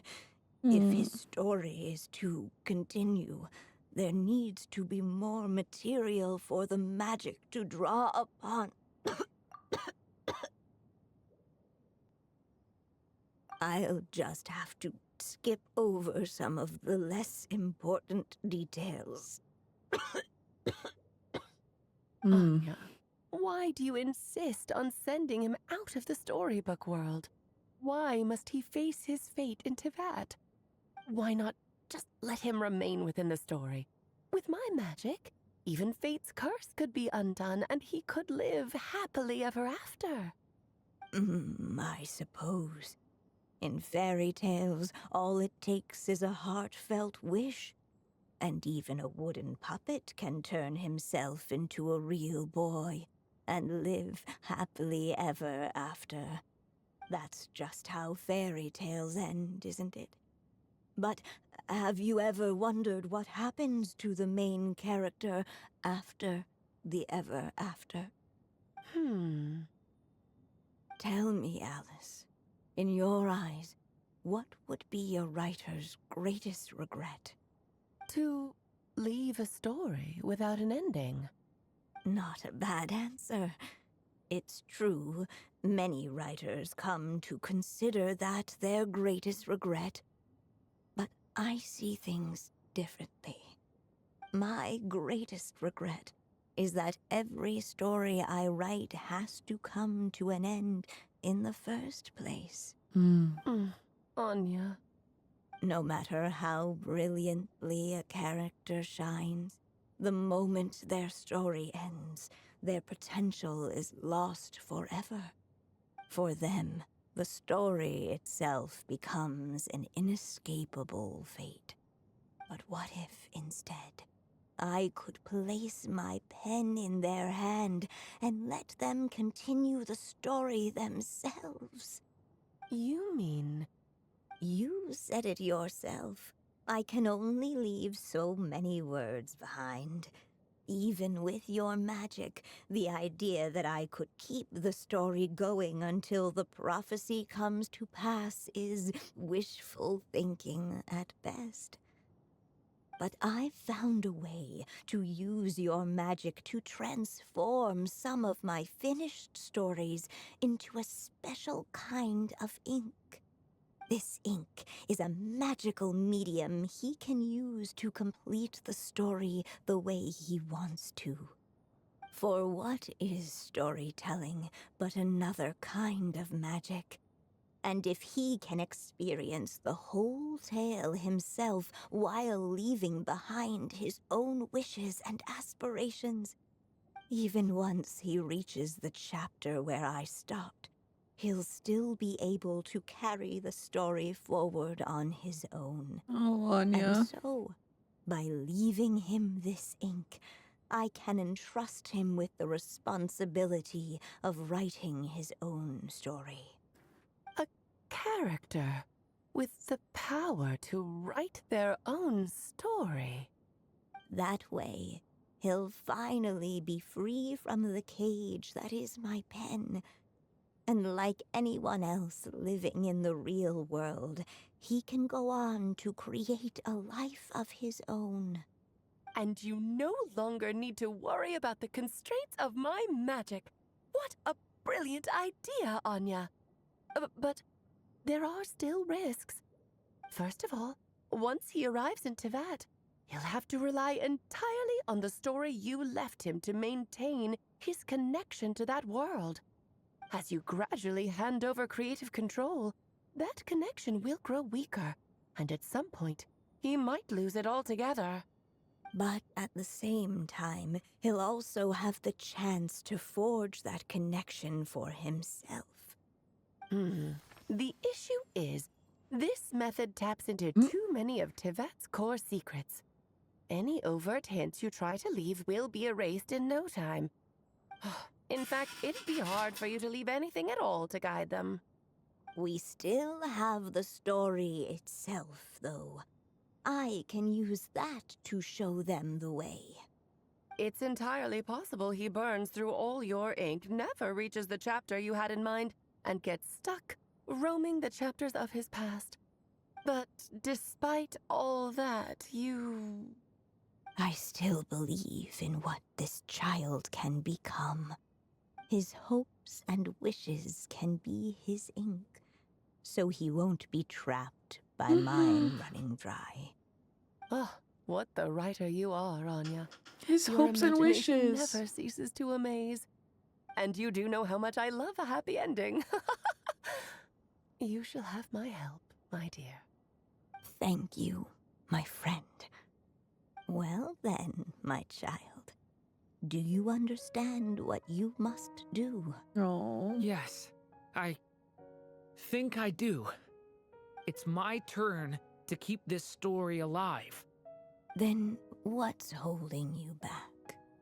What will become of you after I take up this pen? Oh. I will fade away. There will no longer be a reason for me to go on existing. My child, or your mother, I should say, passed away long ago. The voice you're hearing is nothing but a magical echo that has now fulfilled its purpose. You needn't feel so reluctant to let me go. I know my mother died long ago. It's just, when you lose your mom too soon, it's hard to tear yourself away from the stories she used to read. I guess it's a silly way of pretending she's still here, by your side. Durin. But after coming to this world and traveling it with my friends, facing all kinds of enemies together, I suddenly realized I couldn't just sit around listening to my mother's stories because I'd found a new purpose in life. Maybe this is just what growing up feels like. With all my new friends waiting, it's time I finally set aside my mother's storybook. I'm ready to grow up now, Mom. Oh, Durin. No. Then take this. A gift I should have given you a long time ago. You've witnessed this story from the very beginning. Made your wishes, offered your blessings, and even wrote your choices into its pages. From here on out, this pen is yours. Now I ask of you, the other pillar of this story, as both its reader and its witness, will you turn the page so the next chapter can begin? Oh my god.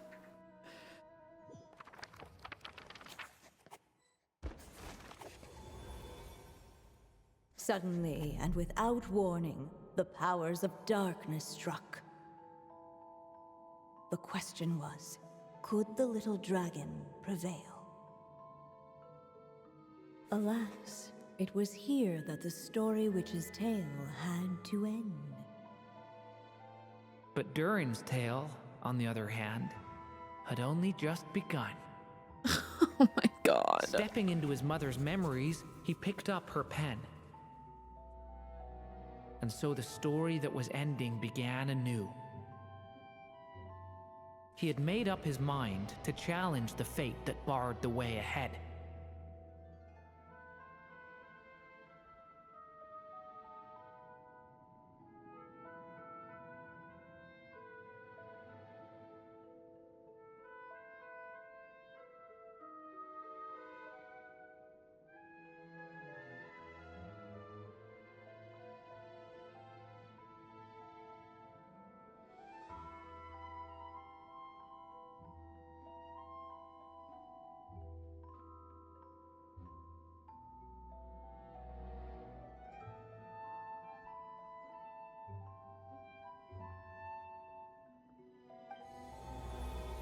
Whoa. Looks like this is the final step. A chance to strike back at fate? Now that's not something that comes knocking every day. Oh my god.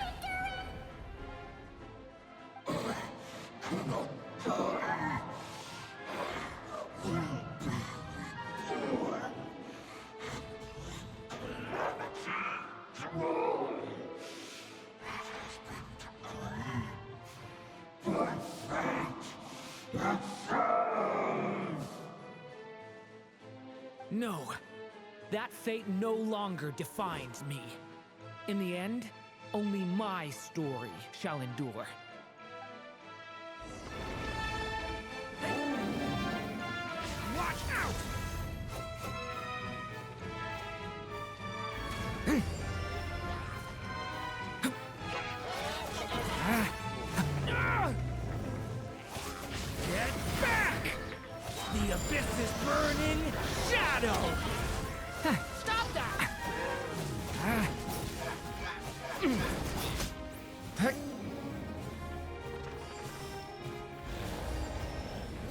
No dodging this one.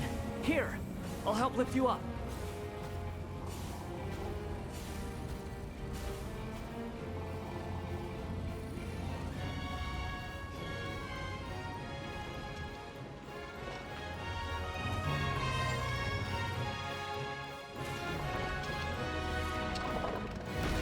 Leave it, only my story shall endure.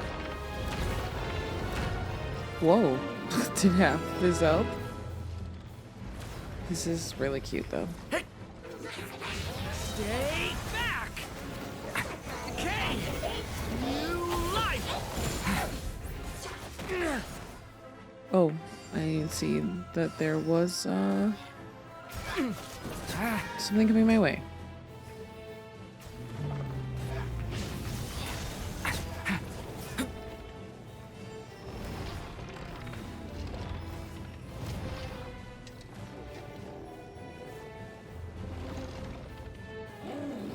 Bring it on. I remember doing this in Simulonka. Looks like there's nowhere to hide. Here, I'll cover for you.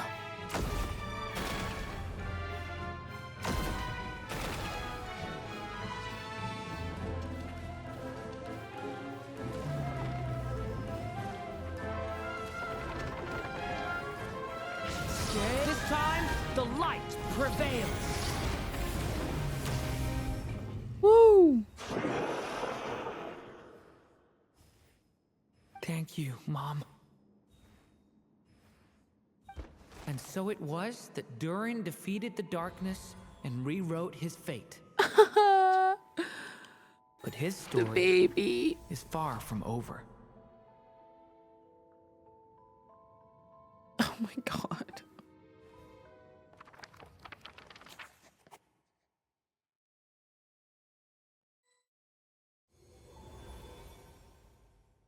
Oh, I forgot we were here. Is everyone okay?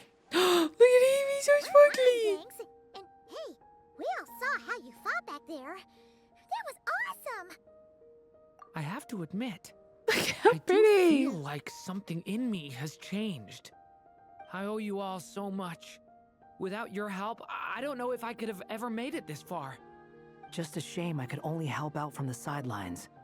Like I said before, it's not every day that you get to put fate in its place. Whatever. Well, I'm sure you'll hear it someday. Hear what? The chance to strike back at fate knocking at your door. Oh, he's so cute. Yeah, maybe someday. Allow me to just check one thing.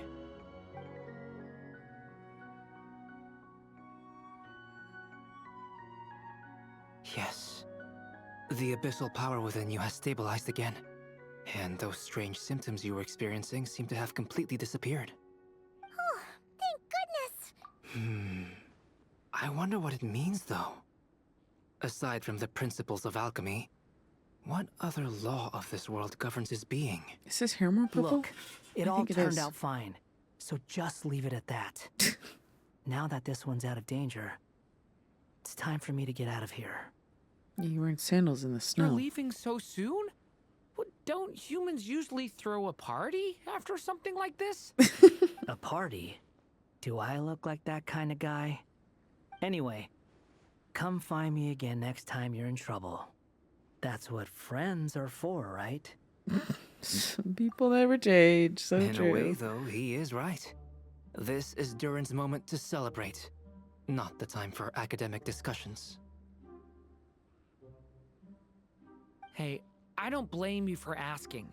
And honestly, I'd be perfectly happy to talk about it. It's just, I wouldn't even know where to start. It's all right.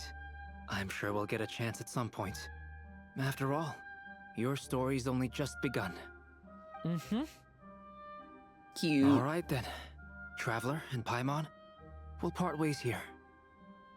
Given the extraordinary nature of the things we witnessed today, I need to make sure it's all recorded properly. Okay, see ya! So, it's party time next? Huh?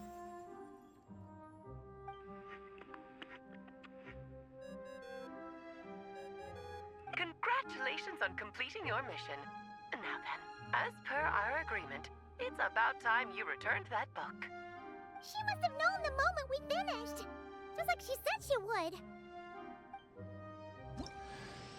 I've heard dressing appropriately is a must for socializing. Yay! Look at how cute. Look at his tail. Oh my god. He's like more purple. Oh, are his wings actually different? He looks beautiful though. Oh my god.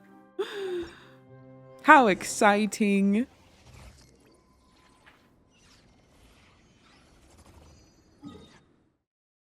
Get me off of Dragonspine. I swear to God.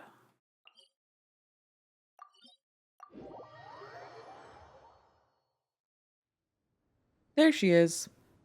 Oh, my writer and witness. She's It's been so quite beautiful. the journey, hasn't it?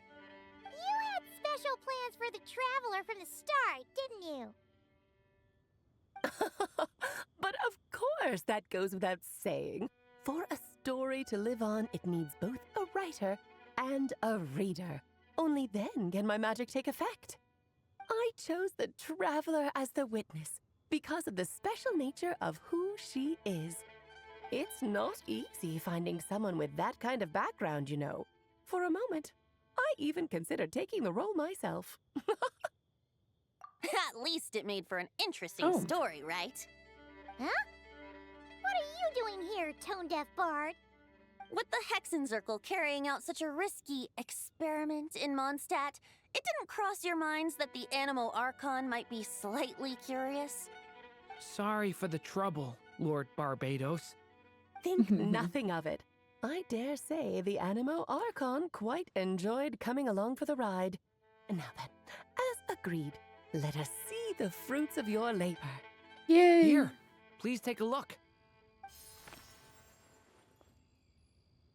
Well. Somehow, despite all my careful planning, it still turned out to be full of surprises. It never even crossed my mind that Rhindotter's child would be capable of handling that kind of alchemy in her stead.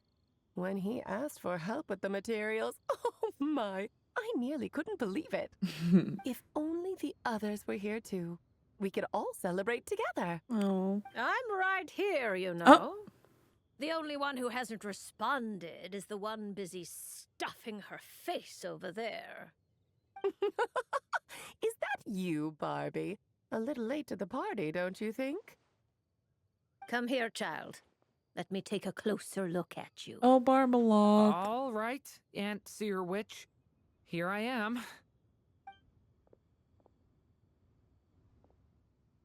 Just as I thought. This child's fate does not appear among the stars. Anya has accomplished what almost no one before her could. What does that mean? Child, all you need to know is that you're very lucky indeed. Oh. Okay.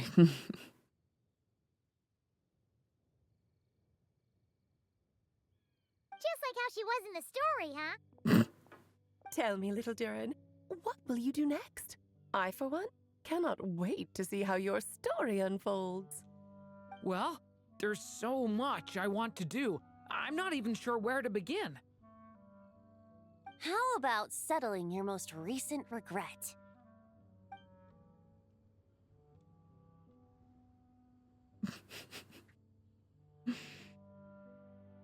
Oh. Not so fast, tone-deaf bard. What exactly did you just tell Durin to do? To make the long overdue wish come true. Thank you once again, Alice. How much time do you have left? I believe these should be my final moments. Oh. Just enough time to say goodbye to my dearest friend. Oh my god. This feels like having to say our final goodbyes all over again. I don't like it. Not one bit. I don't know how to respond to that. Strange. You were always such a cheerful figure in my stories. I even dubbed you the Merry Witch, you know. Oh, please. You know full well it was your stories that first taught me what true pain and sadness felt like. Aside from saying goodbye to me, shouldn't you also leave a few words for the child? Since the book will be his to continue, why don't you write him a little parting note? There's no need. His mother already did that long, long ago. All that remains is for me to convey it on her behalf.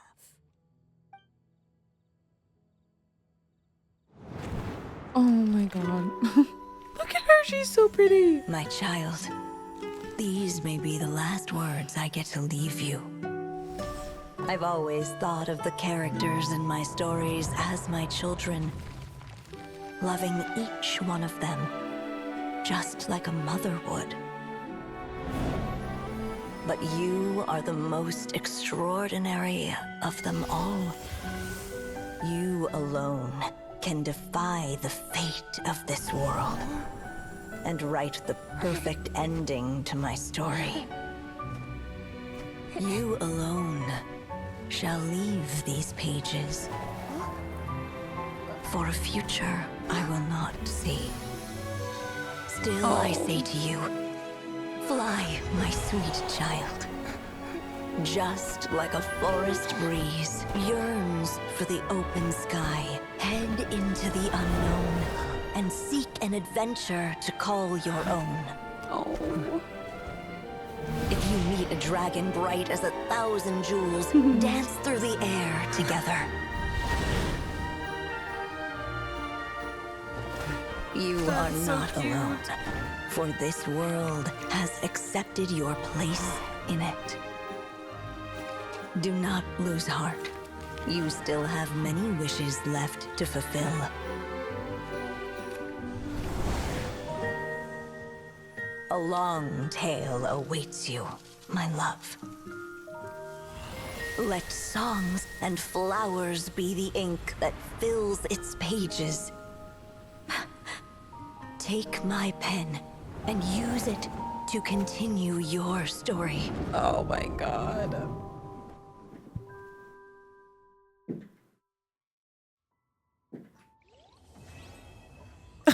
That was so sad and so beautiful. It all adds Oops. Oh my god. Let's pull Durin out.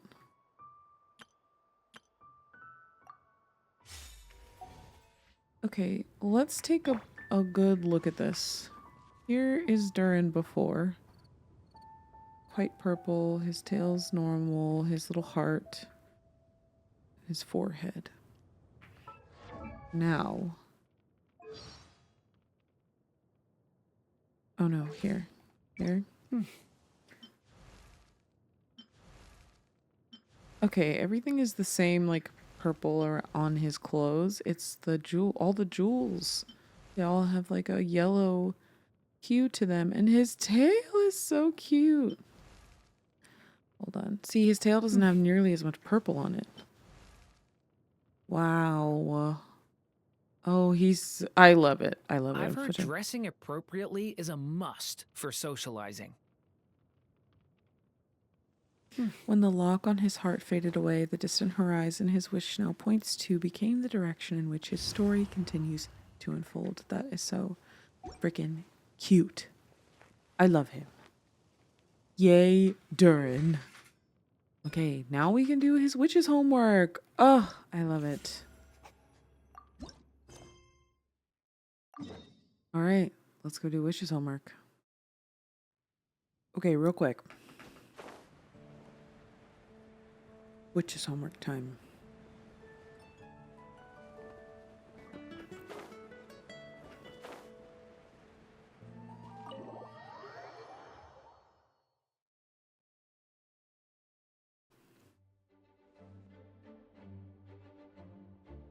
Oh, he looks so beautiful. Hey, Durin! So this is where you've been. Oh, Traveler, Paimon. What are you doing here? The real question is, what are you doing cooped up in here reading a book? The weather's nice out there, you know. Oh, well, ever since I've had more chances to interact with the people of Mondstadt, I've been having trouble telling when people are joking. For example, I saw a beautiful flower the last time I was at the florist, so I told the shopkeeper, and she said, if you like these weeds so much, you should add some mint and sweet flowers and make it a bouquet. Oh. So I did as she said, and when I showed her the finished bouquet, she gave me a frankly terrifying look. Feels like she's the one Later, with the issue, for Albedo real. opined that this happened because I have trouble understanding the meaning behind words. So after I learned the Mondstadt script, he told me I could come here and read. I was born from a storybook, so I felt that these books might be able to teach me more about the rules of this world. And, well, I guess I lost track of time. So, did you guys need something? Yeah, we have a message to pass along from Rhindaughter. Oh, it's from Aunt Rhindaughter? Don't be nervous. No, I'm just surprised. Rhindaughter is my mom's friend, and the mother of the dragon that once existed in my stead. I supplanted him, took the fate that should have been his. So if she dislikes me, well, I'm not sure what I'd do. I don't think she holds it against you for real. We're here for you. But She's got bigger fish to Paimon doesn't fry. think it's anything bad. That does make me feel better. Well, I guess I should open it. Snatched.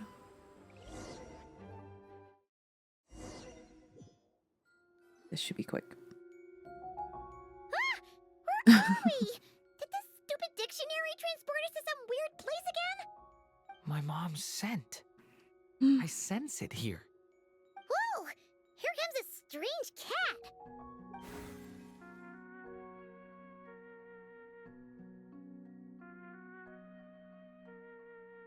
I love this music. I have a message to deliver on Master Rhindaughter's behalf. Ahem. This is the first time we're meeting, so I'm not sure how to address you. But since you're Hem's child, I suppose I'll stick with Mini Durin. Though you appear smaller than the Durin that came before you, that same strength flows through your veins, not a drop less. He was a child of Humus, an incomplete creation. Thus, he lacked the will to control his own strength. Yet this power was beyond what he could withstand, and so it twisted him, consumed him, thus sealing his ultimate fate. Albedo claims that you have transcended this tainted blood, becoming a being much like himself. That is his opinion. I remain unconvinced. I trust only the facts, only that which I see for myself. So take this chance, child of M. Prove yourself to me. Oh, here we go. Where did all these monsters come from? Is this the proof you need, Aunt Rhindaughter? Very well. I'll show you what I can do. The power within me is... This is getting easier! Oh, sorry. I brought out Aquino, Looks my like bad. Albedo wasn't mistaken after all. Next time, maybe don't ambush us with a bunch of monsters just to prove a point. Still, I do feel like I can control my power more freely now that we've defeated them. After hearing about you, I prepared a technique that would seal the dark power in your blood. I had planned to take this opportunity to pass it on to you. Of course, using it comes with a price. While it would maintain your existence in Tevat, it would also weaken your connection to this world. And you are M's child, when all is said and done. How could I allow that uncontrolled power to send you down the same path as the child who came before you.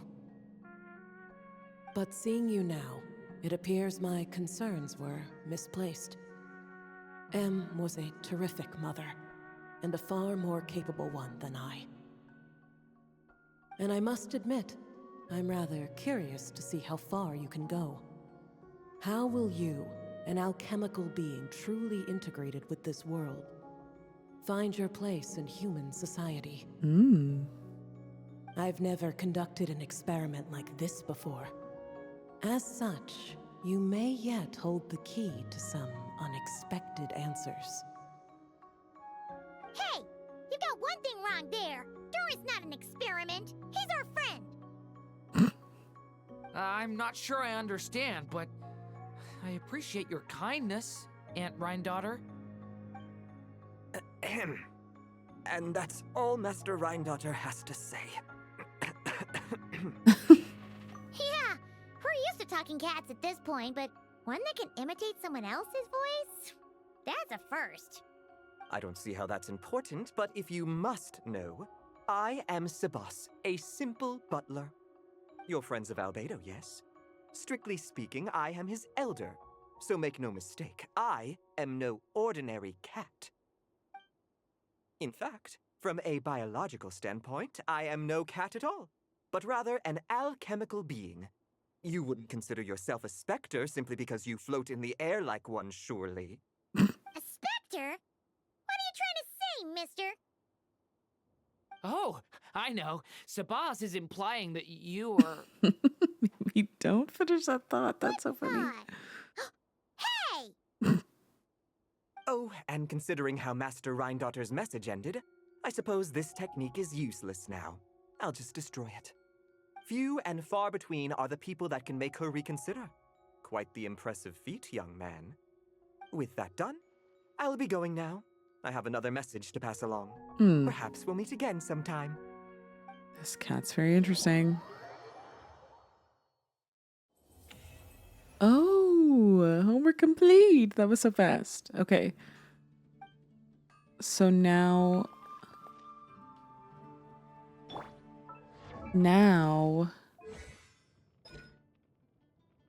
Durin increases all effects of the ascension talent. Of this ascension talent except for duration. That's nuts. Okay. Wow. Well, that's pretty amazing. All right.